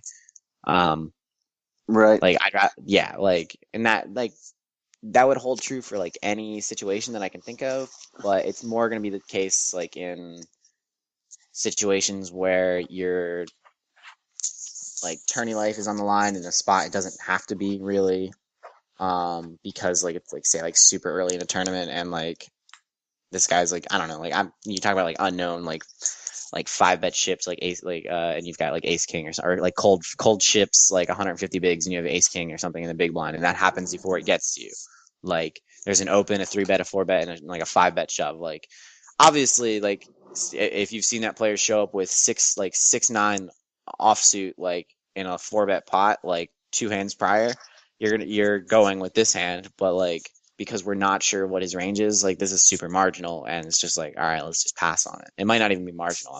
Could be just talking to my ass right now, but like that's No, I had a hand like that with I reviewed it with Mark, and I had ace king, I think in the small blind, and it under the gun 3x, and then another guy 4-bet him, and then there was a cold 4 shove, and I was in the small blind with ace king, and without thinking too long, I folded, and Mark was like, I don't know, and then we kind of talked about the hand for a while, and then he's like, you know what? Yeah, that was a really good fold. He said, very disciplined, but it was a good fold. And cool. turned out, results oriented, the guy that cold 4 shoved, I think he had like 6-8 suited or something ridiculous. And so then I felt like an idiot, but after reviewing it with him, it was like, okay, that was a good fold. Yeah, probably versus like an unknowns range for sure, whatever. Yeah. So I got both hands pulled up. Okay, great. I've got one that is versus a pro, it's a live tournament, and I've got one that's an online tournament versus just like a tight reg. Okay. Your Let's choice, do the live guys. one first. Okay. So I said that like I went and like was back for like a live series a couple months ago. Yeah. I played like all the multi-day events. There are a lot of multi-flight events, like 9 flights in a massive field, like massive re-entry field. This is in the 5. Yeah, this is the very last flight of the 561, and this is the last of their like multiple flight, multi-entry tournaments, other than the main event. So this is like the last time for like a lot of these gamblers to like go nuts. It's a 1 million guarantee. Wow. We're at 500 1,000 with 100 ante. Starting stack in this was 25K. Wow. So here we are. I'll give you the stack depths and then I'll just go straight into the hand. The villain in this spot is a Brazilian pro who is like under the gun +1. He's got 54 big blinds. I've got 76 big blinds. The button, I'm in the cutoff. The button is a like very like good player, but like super interesting because she like constantly played like pot size bets. And I couldn't think of a game that would do that because like I don't know very many good players that choose that as their like strategy. But it was really interesting. Hmm. And then the blinds were both like just your typical like good spots, like loose passive. But the more like the later we got into the night, the more fold happy they were, because they're like now like 7 hours in, or 6 hours into a tournament. They're like, oh, like I don't want to just go away like playing something dumb. Now I want to like play tighter. Right.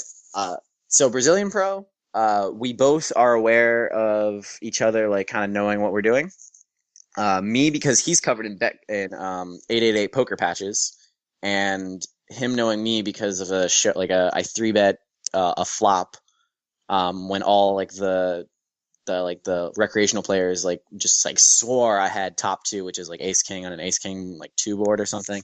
And if I remember correctly, it was ace king suited, and I had like jack 8 offsuit, but the jack of hearts. And the situation, like I was just like, this guy is just check raising me with like a very weak king or a very weak ace, and is going to believe me to a 3-bet. So here we go.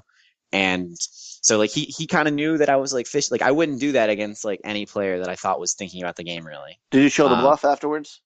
No, I didn't just show the was bluff. just like But I just like kind of laughed with them. He could sense. Yeah, He yeah. sensed Like, and that we you're like upset, yeah. I think they said like, oh, you had like ace king, and I was just like, nice try. Like related to his like check raise, I was just like, nice try then. And they were just like, he had ace king, and the Brazilian Pro like looks at me and is just like rolling his eyes, because like if I had ace king, I would not 3-bet there. Like Yeah. Right, yeah. He knows that you know, and you know that he knows Yeah, that you so, know. like, Yeah. and he had been like raising probably like when folded to probably like 30%, which I think is that's the most important. That's the more important statistic when you're looking at like their raise stat is like raise when folded to, because that tells you what they think of the game. It tells you what they think of like jack 9 suited and 6-8 offsuit, or 6-8 suited and like ace 2 suited and like jack 10 off. Like it tells you what they think of those hands when you look at that position stat. And this guy's was probably like close to like 35, 40, maybe like 30, but like it's somewhere in like that really aggressive range. Position aware, but like not important when you're playing a bunch against like it was like 3 good players and the rest were like your typical rec player. Nobody was really getting out of line. None of the recs were getting out of line, so it was pretty easy to open really wide in all positions that you thought you could get a spot through. I hadn't played back at him yet. Neither had the other player, but he had opened and got called by the big blind in a spot, and the big blind check called, and then it went check, check, check, check, and the big blind won the hand.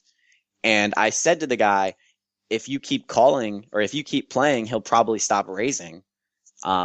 Just to like try and get the dude to, I was trying to like do anything I could to get the pro to like not like take every spot, because like we weren't really playing back at him, so I was trying not to, but I was prepared to if I had to, because he was taking spots that I could be making money off of. Yeah. Right, I gotcha. So onto the hand. I said that out loud. He like it was a laugh, whatever. The pro opens to 2.3 bigs, and I'm in the cutoff with jacks. So he opens to 2,300. Yeah. Yeah. And I have like 75K and he has like 54K. He opens. My strategy at this point didn't include, like I said, like there's not a lot of flatting in the spot for me, because there's just so many other spots to make money off of. And until he starts to go overly aggressive and gets out of line pre-flop, like if he's opening like 50 plus, like for now, I was just like not really trying to go post-flop with him if I didn't need to. Like I didn't play against him. I just like folded, like we're only like 2 hours in or whatever against this guy in particular. So this is the first hand I've played against him because of that. I 3-bet to 5,100, knowing he's going to be getting a decent. I figure he's going to go with his entire range. Like the entire opening range is going to continue here. And you're in position, right? Yes, I'm in the cutoff. It folds to him, and he like ponders for like maybe a second, and then puts the chips in. He's getting, like, just to throw this out there to you, he's getting 3.46 to 1. So, like, he doesn't need very much equity to continue. That said, I also believe I will be making money versus him post-flop, because I don't think, like, me having positional advantage on him, if he's getting neutral EV, like, I'm going to be putting pressure on him because of my position. So, like, he's not really, like, the stuff that's, like, neutral EV to call, he's actually losing money on, because he's not going to realize his equity. So that's why I'm okay with like a smaller 3-bet here. But I definitely have talked to some good players that are like they prefer going bigger because they don't really want to play post flop with him at all. I'm not opposed to it with a strong range against like his wide range. Anyway, Makes moving sense. on. Board is Jack of Hearts, 10 of Diamonds, 7 of Diamonds. I have the Jack of Diamonds in my hand. Pot's 12.6K. He checks. I bet 6.1K. It was Jack of Hearts, 10 of Diamonds, 7 of Diamonds? Yeah. Okay. So I bet a little under half pot, which So looking back, I he really checks prefer to bet you, bigger. right? And then what do you bet? 6,100. 61. Huh, okay. Uh, What's the pot at this point? 12.6K. 12.6. So my bet is about like a little under half. Okay. And there's about like 48K or something behind. Yeah, 48K behind. So the stack like SPR is about like almost 4. I wish I bet a little bigger, like 2/3 ish, because like anything that wants to continue is probably going to continue regardless of my size here.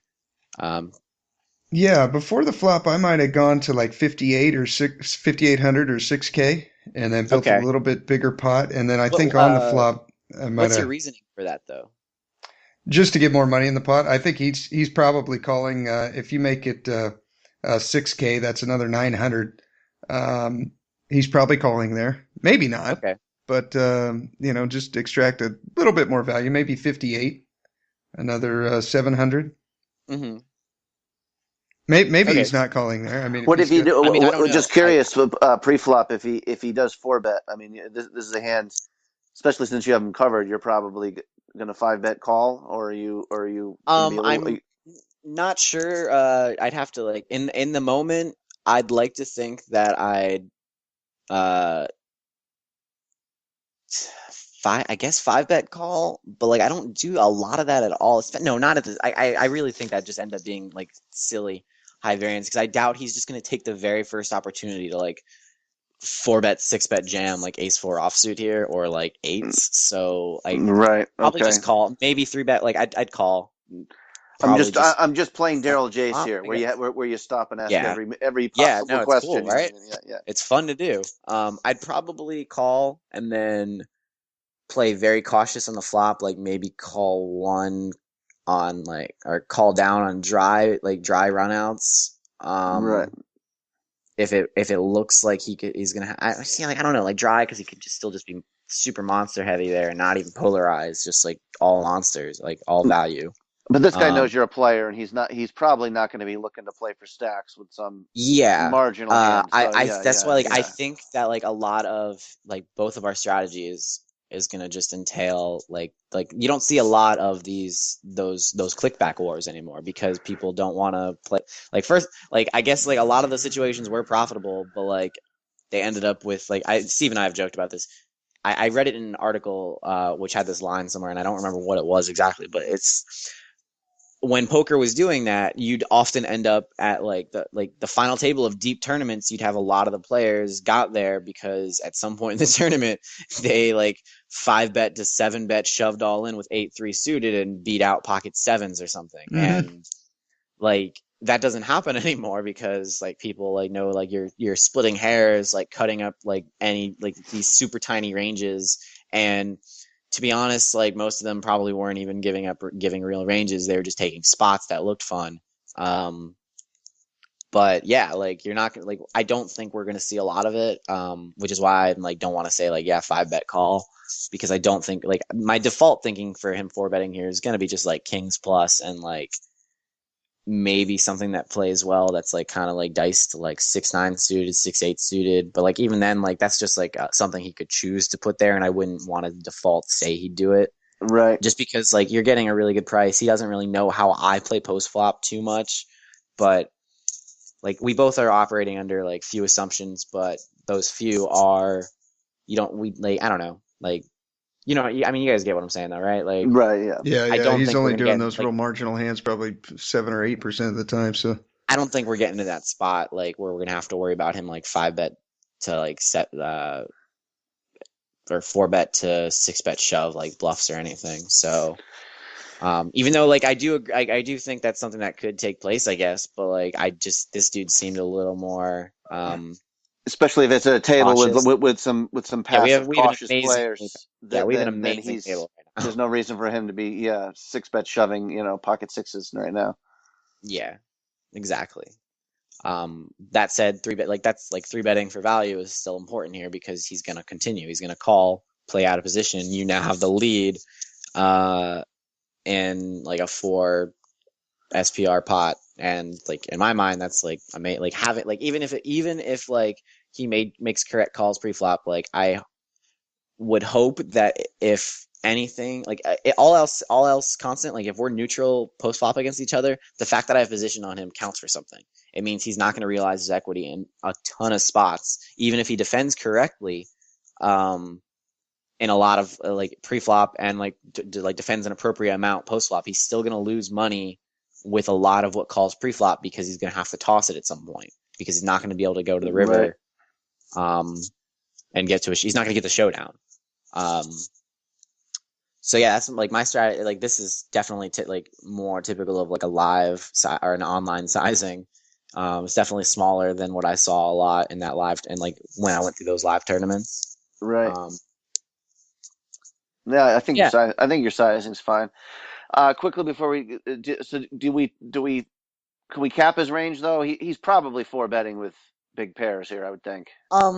If he chose like I don't like maybe like 50%. I'm gonna like if I'm gonna guess his range, I don't want to say he's capped because like I don't know if he'd also like be sneaky and just like play like call 100% of his range because that's something that like I think is like a very good like very interesting strategy that probably like nets some more money than like just choosing to play your hands for what their strength is. Like right. if he's calling like exceedingly wide there, he's going to be out of position. He should know that. Like he could also then protect his range by putting like some of the nuts in there. Right. So yeah. I'm sorry. What was his opening? Was he under the gun here?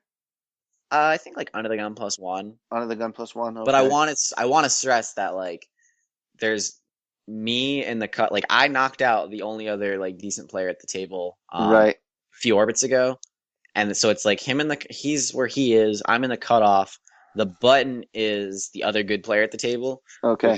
Who bets like just pot sized.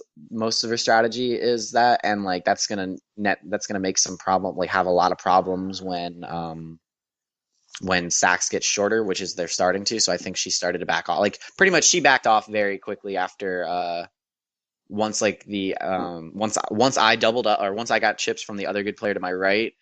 And started opening a lot on those couple spots ahead of her. She started folding a lot more because it's like stack preservation. Right. So he's opening about as wide as you can from this position. It's like you said, probably maybe as high as 30%. I mean, like I can look at a range real quick. I know. I was just. Let's go back. Let's go back to the flop now. Okay, yeah. Flop top set. Yes. Flop set, it's super stoked, super happy, like fist pumps and abound. Now moving on, making correct decisions. I don't like my c-bet size because I think all the hands that continue, like he's super wide pre-flop, and that's why I think I probably just went like a default like half pot. I think normally I'd bet like 1/3 if this wasn't like as wet as it is. But because it was wet, I was like, oh, I should bet a little bigger, but I didn't go quite big enough. I want to do something more like 9K, 10K. That seems a little too big to me. I was thinking like 75. I mean, that works too. Like, I just grabbed numbers out. As like really, I don't know, because like, what is he going to continue with on that flop to 7K that he's not going to continue on to 10K? Okay, like that's a very wet board. Like the kinds of hands that are going to continue are going to be like a lot of draws, a lot of gut, one pair plus like backdoor. Well, with the smaller bet, with the smaller bet, is there a chance though that he decides he's just gonna he thinks you're betting a little scared and he could float with crap. If you bet big, there's no chance he does that. You would think. I don't think he would float here with like crap because he's going to be floating here. Like he should recognize that he's going to be floating here versus like if I bet just straight up half pot here with like my whatever kind of range I bet here, he's going to be floating already with I mean not half pot. If I bet my whatever my range was like for like the bigger sizing, he's going to be floating with like a decent chunk of his range already, enough that it's probably close to like 40-30% anyway, and he doesn't necessarily need to like add more junk in there if I chose to go smaller. If I choose to go smaller, how he profits off of that is the floats that he makes with his range, like how the rest of his range plays, makes saves money because like with all the draws, like all the draw hands he has here, which is not just flush draws, but like Queen Eight of Hearts, King Eight of Hearts, King Nine, like suited, but that's not either of these suits. Now got a double gut. Like all those hands are going to defend, I think, not necessarily all of them, but like most are going to defend regardless of that sizing. And I think like it's super unlikely that if we bet like half pot here, we're going to get floated by like ace four offsuit. Like, Right. How about think. like if he's got like, I mean, some of the hands you want to keep in though, like like Queen 10. You would Those you would love a call now, but I mean, if I'm him, I think if you bet 6,100, I might call with Queen 10, but you bet 8,900, I'm going to be like, okay, this is getting pricey real fast and then fold. I still think he calls one and probably folds the turn. Okay. Because this board is so wet, like we both should know that. So what that just means is like this. I think we should probably just have like a large c-bet sizing when we choose to bet here, and we just don't have a ton of error when we do it. And you would protect your give up range. I mean, you're not like you protect your check range is protected by having then some top pairs in there as well and stuff like that. Like stuff that like probably like some like ace high flush draws, some like jack X are going to be checking back to protect that the times you just check fold. But the rest of this, like all the range that connects in some way, that like should be betting, I think, bigger here, because I think he's still going to be calling with like one, like call, like check call one and then check fold. Maybe check fold flop, like if he picks up something like live that I'm not aware of. Like I don't have any like live read like info at all, because I'm not like, I don't really, all my stuff is big based in fundamental, like how they play and stuff. Sure. Because I don't play live very much, but I'm not going to discount like him having like picked up stuff, but really, I don't know. Like I feel like Queen 10 probably defends one or check folds to like, yeah, I don't know. Okay. Well, I mean, I'm just trying to defend your range, as I think. Yeah, no, I get it. I mean, defend your bet size is. Love talking about it. I would think some of the crap you might want to keep in. I mean, he should never have ace-7 or anything. That would be a horrible pre-flop call. I mean, it plays if he has like ace-7 suited, I can see him like calling, because he doesn't really like, just to see what I do post flop, like, right? Because really he's not going to go broke on an ace high board. Right. He's going to like, lose maybe one bet, unless like I play unless like I sort of get him. But it's really he's just gonna lose like one bet at most. So like a lot of times, like people, like the reason it would be bad is if he would then go broke with ace high, like because then he's got crazy reverse implied odds. But you're not really facing that if you're capable of folding like top pair wouldn't be good, but like the times you get two pair, you stack. The times you flop top pair, he doesn't always have an ace, and he doesn't c-bet, and he'll like c-bet once and give up. With like his showdown value and air, so you can like check call one with your ace, your top pair, because you still like have a good price to, and you just plan to fold him further aggression, and then you check, it goes check, and you win versus like second pair or like a flush draw that gave up, or just the generic rest of the air that would c-bet. On different kinds of boards, really. Like we're talking like not this board in particular. We're talking about an ace high one, obviously. But like I'm just trying to like say like I wouldn't hate like a defend of my, like if I 3-bet here, I would not hate a defend with like if he had ace-7 suited.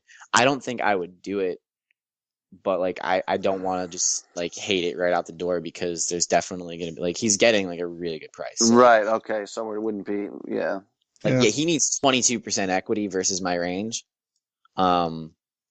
And yeah, it's like that's like the reason we go that small is to get him to defend with like all this stuff, because it's still like more money that goes into the pot for me, and he's gonna be losing post flop. But like if he doesn't know how I play post flop necessarily, and he's just gonna, I don't know, like this, like I wouldn't discount like a raise call here versus this small 3-bet sizing.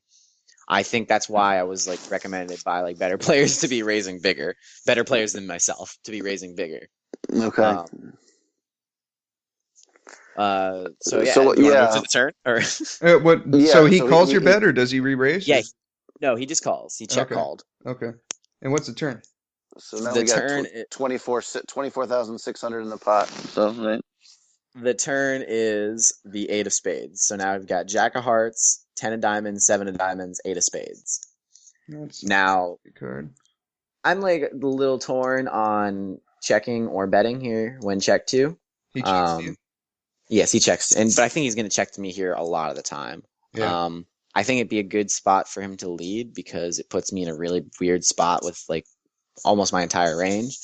But I just believe he's going to be checking a lot of the time. Like it's just as I look at this, I think he should lead. But yeah. So he checks. I'm torn between checking back and betting because I think he's gonna fold a lot, but still like maybe check raise like a lot more than a 9, repping a 9, and I just like would just bet call.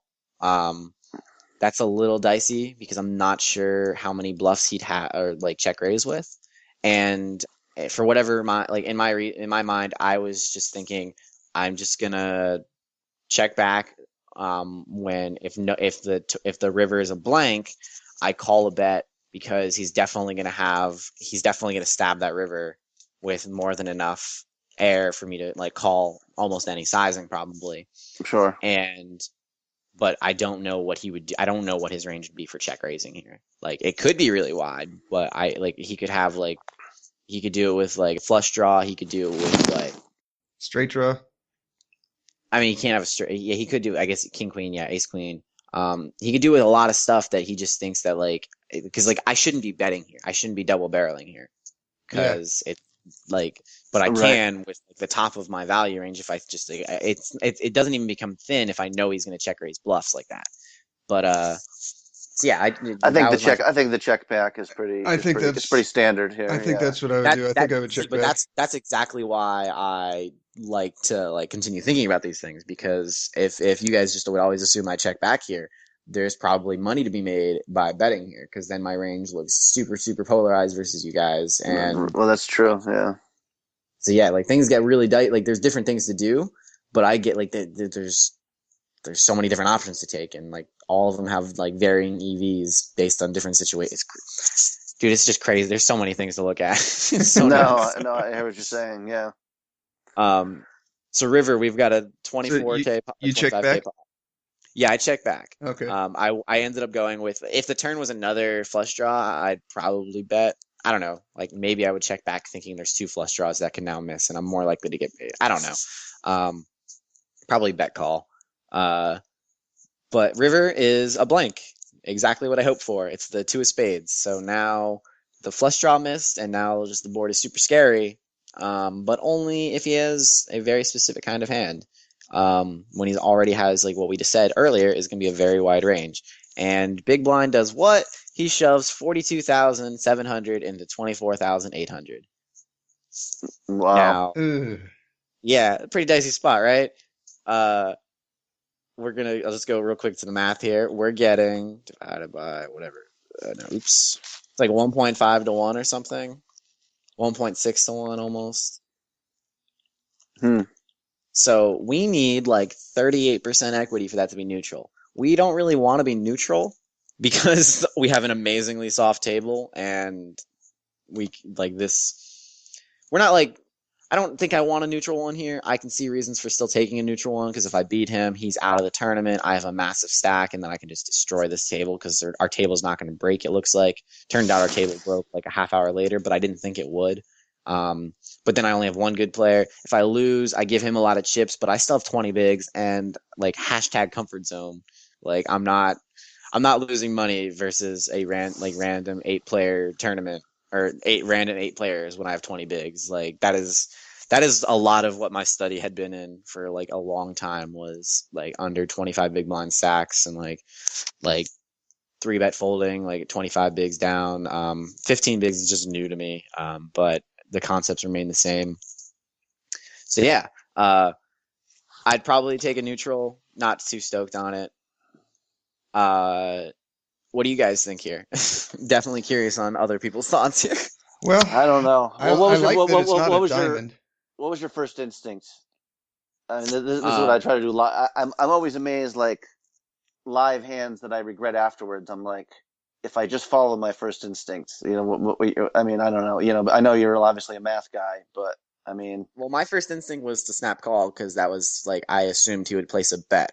I was a little surprised he chose an over bet, right, but I still like my instinct is still like we induced a bet like this is what I wanted to do. Like this is I'm supposed like I know This what is I'm what I doing. was hoping Like, for, and now he's done it. yeah, yeah, like I chose this route. Like I was just a little thrown. I was a little off put by him choosing an overbet because it's not something you see in live poker a lot. And I actually told Steve this earlier. I saw this was at the tail end of like my trip. Like this is like I'd been there for like maybe 2 weeks or so, and like I had like another like maybe 2-3 tournaments after this. So it was like, and they were all like 1 days or like satellites. So like this is the end of the trip for me. So like at this point, I've seen like this would be the 5th overbet shove that I've seen, and the first one I saw, I called and was shown the exact nuts, and the second one and third one, were not involving me, and I called them out in my head as nuts, and they got the showdown, and I saw them as nuts, and I was like, okay, yeah. And then the fourth one, I folded, and the guy showed me the nuts, and it was just like these people like only overbet rip with the nuts. They know nobody ever does it with like nobody's bluffing at these like they're choosing to just go with a strong hand and betting really big. Even like the good players, they would just choose to take that exploitable like tendency. Like they're trying to like max EV against a good player who's going to level themselves into calling usually, and but they're never going to bluff there. So like them never bluffing there means you should just always be folding your bluff catchers, but they don't like you don't play enough hands that you would get to that point. So that was a tendency I like noticed over the course of that series, and I cited that like as soon as I like snapped like in my head I was like, all right, cool call.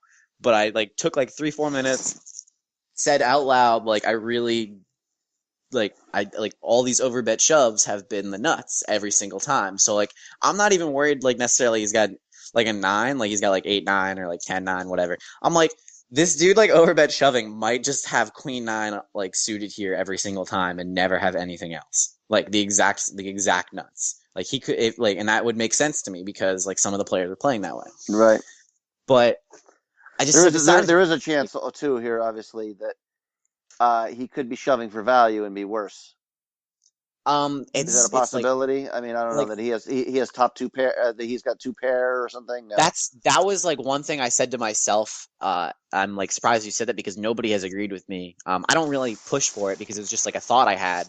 Nobody else thought this was something to worry about. Like him choosing to shove Jack 10 there for value because it like I could easily have like queens. Like my range here is like 10s plus or whatever. Like I have 10s, jacks, queens, kings, aces, or like I've got like ace high or something like. No, ace, I just throw that out there, but I think it is. This is the typical as polarized as it gets. He either has absolutely nothing, or he has the stone cold nuts. Yeah.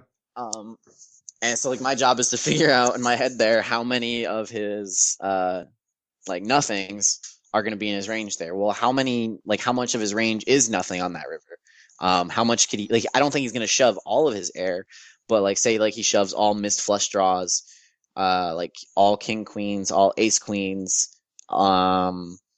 say like 6-7 suited, which I think he could still have like 6-7 of hearts. He could still have maybe like 8-7 of hearts. No, I think he wouldn't turn. I don't think he'd bet like shove 8-7 there. Like I don't think he'd even bet 8-7 necessarily. But yeah, like there's just a lot of air. Like overall, like it's gonna be like a lot of flush draws, king queen, a lot of air relative to the rest of what his range is on that river. I ran this in Flopzilla at one point, like a couple days ago. This tournament happened in September, but I ran it in Flopzilla and it actually came out pretty close. If I like cut out like the range, like the worst range I gave for him or whatever, it ended up or the worst situation for myself it could be. It ended up being that I was getting like, hold on, what did I need? I need like 40% equity, right? I was getting like I had like versus his range, like say like 50 or 54 or something like that. So like no matter what I did, like I pretty much always ended up at like feeling fairly confident in the call once I like looked at it more. But yeah, it's super tough. I thought for like good 3 minutes, said out loud like multiple times that like I don't want to make the like I'm not going to just flick chips in without thinking about this. I'm not just going to fold without thinking about this. He was in the middle of getting a massage and just kind of laughed with me. It was a good time for him. I didn't really think he was comfortable or uncomfortable. I just chose to ignore that information because I didn't want to mess myself up with that information. Right. What do you guys think to do here? Like, what do you think I did? Or I guess like Steve knows. Mike, what do you think? I don't know if Steve told you this hand already. But, like, No. I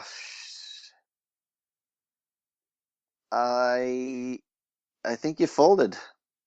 Okay. I think you made the right fold. That's my first. Like you said, you might even have queen nine and was hoping you've got a nine. I don't know. It's an impossible spot. I would probably end up calling because I'm just a calling station. Okay. And What would you say do here with queens? Or maybe you don't have queens here. Maybe you bet call the turn or bet fold the turn. Do something there. What would you like? Would you have played like aces or kings this way? Like bet check bet or bet check the turn and then get to the river like this? Yeah, I mean, I guess aces and a set of jacks are the same thing here, unless for some reason They're, he has. I mean, they're not the same thing in that like we're at the like he like because he could shove like I might call with queens and then fold kings and aces just because you got two blockers to the queen nine or oh yeah I didn't even think about that really for what to call with. and the fact that the river is another spade, it doesn't complete the flush and I don't know, man, this is such a tough spot. It's If I had queens and I had no diamond, I think I'd be happier with like do you like I'm not saying either would be a call or a fold or whatever, but do you think that having the queen of diamonds is better or worse for us in that spot? I think it's worse for you because that gives him the opportunity to have another diamond that he could be bluffing with. Well, Fewer diamonds. Yeah. yeah. I don't know. God, Well, yeah, it's a killer spot here. I decide he's gonna have too many bluffs and it's gonna be profitable to call. And Okay. I call. I flick the chip in, and he's got king queen. Very nice. Was it diamonds? No, it wasn't diamonds. Oh, wow. I didn't write it in the hand history that I posted for some reason because I put thoughts out for a little bit. I kind of remember writing about this, and then the hand ended up the forum delete it didn't crash, but it just didn't save when I tried to post it, so I just gave up. So I lost a lot of my thoughts on that hand. So I'm having to reconstruct it based off memory and going back and trying to figure it out. But yeah, man, it was. I'm pretty sure that king my queen suited first. without or king queen off without diamonds. I'm just trying to think from his perspective. I mean, He's I know it's my range is pretty face up, and he's just trying to get me to fold all of it because we're at such no, a soft yeah. I table. mean, just in terms of the risk of his stack left, he still has 40 something big blinds. Like that's True. a move. That's a move I might make if I had. I mean, I know this is just if I had 34,000. I like his move. 42 just seems a little. I mean, yeah, if we want, I mean, but I guess it's closer. But he's trying to get the same stuff to fold, basically. Yeah, I mean, I was gonna say I guess he can't. You can't. He made a decent move in that you took so long and you almost folded. So I guess you can't kill himself too much. His If you spot was snapped him good. off, then yeah. I was really stoked that I saw him take that line, and I was even more stoked because I'm not looking for reasons to call, mind you. I don't want to convey that at all, but I mean I'm big into strategy. I'm big I used to play a lot of video games. I like seeing interesting things take place, and him just him checking me both of us. Or I guess I wouldn't check the river. Him check folding is just boring and I'm glad he took this this bluff attempt. It's a pretty good one. What the hell do I do with aces? Because he could also have jack 10, and it's not unlikely he has jack 10. But like I said, I have a friend that plays really high stakes out in California, PLO, So he's like super, super like spot on with his like post flop reading abilities, and he's just like, yeah, like most people just aren't gonna take that. Like they're not gonna thin value bet shove. They're expecting you to call with like aces or kings. Oh, is that Isaac? Yeah. Yeah. We met him at the WSOP. You still talk to him? It's actually been a couple months, what with me moving and all, but yeah, he and I talked for a while. Like I think the last I talked to him was maybe like middle of December, Okay. beginning of December. Is he still grinding? Yeah, he is about to move or has moved to Europe to just grind online. Wow. I told him about he's looking to get into. I mean, like his like live, like he's getting bored playing the. Like I think he was like he had like the worst downswing at the PLO game that he's ever had, and he like stepped down and he started playing 10-20 or like 10-25 like Hold'em. But like the games he was finding himself in were just apparently like super miserable, like super tight nitty games that like he could make money in, but like they were just horrible, like because like the people around him were all like horrible, like negative people. Like they're all like probably decent players in that they don't play a lot of hands pre-flop, but they probably play like 8 like 10-10 or like 10-8 or something that they learned how to play like in 2008 or something, and then just never got better. Yeah. So like, but they're all like just super bitter people to be around. I mean, like I'm just like I don't have very much live experience, and I know exactly what like the kind of people he's talking about. Like, Yeah. So I'm sure you guys have Yeah. similar games. Yeah. So yeah, he was talking about just moving out to like he's a big traveler, so he's talking about moving out there to go play the online PLO scene. Huh. Yeah. I know. Living the. So, how'd you end up doing in that tournament? You obviously had a shitload of chips at this point. I actually a few like an orbit or two later, I don't remember the exact hand, but I lost like a really big pot. I like opened ace nine suited, got like 6 callers somehow. Like I said, basically I just got done telling you like nobody's really playing as much because of the stack sizes, but I got 6 callers somehow, and flopped a flush draw. I c bet, and only the big blind called. The turn, he had about like 1.2 to 1.3 times the size of the pot left, I think. Maybe bigger. I could be off. It could have been even as big as 2x. And I just he checked and I shoved.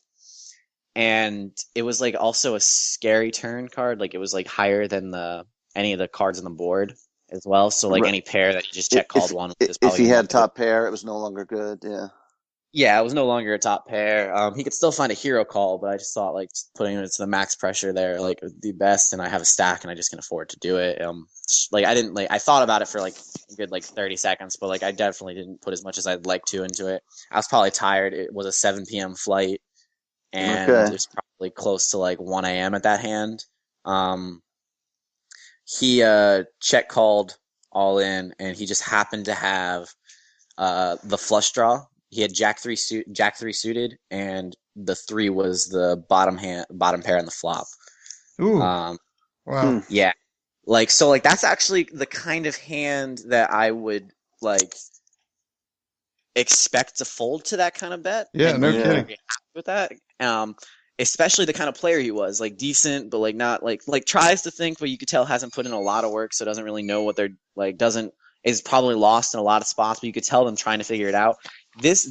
I think they're more likely to fold that hand here than like your typical recreational like fish player. And so he flips over Jack 3 suited and holds. I think he actually rivers 2 pair, but he holds, and they actually like got like a pretty sweet picture of me with like after I won that hand, with the Jacks hand we just talked about, they got a picture of me with a huge chip stack, and then they wrote up a review, a recap of the hand I just described to you, where I lose like 60% or like 50% of my stack or whatever versus this guy. Well, like that happened. I think like I probably like 3-bet and had to fold. Like just like somewhere toward the end of the night, I 3-bet shoved a pair where I definitely should have flatted in a multi-way pot, and got snapped off by a dude that had kings and like called doing deuce. But it was looking back, I was kind of bummed I took that spot because it was very easy, profitable call instead of a shove. Like shove's profitable, but like call is infinitely profitable because I was getting infinite odds basically. Right. Yeah. Yeah. Actually, Like- quickly, I won't go into the whole hand, but No worries. it reminds me of the hand you just told me, and I'm glad you made the hero call. But I finished like 24th in the big merge 150K this past weekend, Ooh, nice. and but I was like a chip leader with like 50 to go, Okay. and then I got it all in pre-flop with aces and against tens, and got cracked. So then I was back to, but quickly I opened with queens, and a guy defended the big blind. This is just a few hands later. Maybe this was, and Jack 9 deuce was the flop with 2 diamonds, and I bet and he called. And then the turn was a deuce, and I bet and he called. And then the river was like the 6 of diamonds, and there was, it's almost the exact same hand you just described. And there was like 35,000 chips, and he shoved like 60K on the river. Ew. Yeah. And I immediately said, that's bullshit. There's no way he would. Bullshit. Yeah, like I said, I actually said it aloud.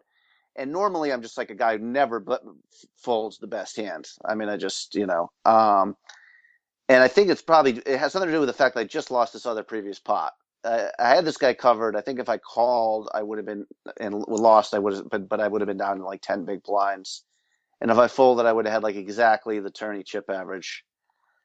And I was this was for online. This was a deep tank. I'm like, well, Yeah. I checked. I mean, you got like your hand is like, but like that's like Yeah. a weird sizing and. Well, I got I think I got owned by the HUD a little bit because I looked and this guy had a really high big blind defend rate, like almost 50%, almost So then you 50%. gotta So I'm like, okay, he could actually have a fucking deuce in his range. Yeah. And like I said, I don't know. This is like a call that I'm capable of. I usually make, and I folded, and he turned over the 9-7. So he had middle pairs, all he had. Oh, well. Yep. So Jack 9 deuce 6 was the United Queens, and he had 9-7, and he knew exactly where he was at.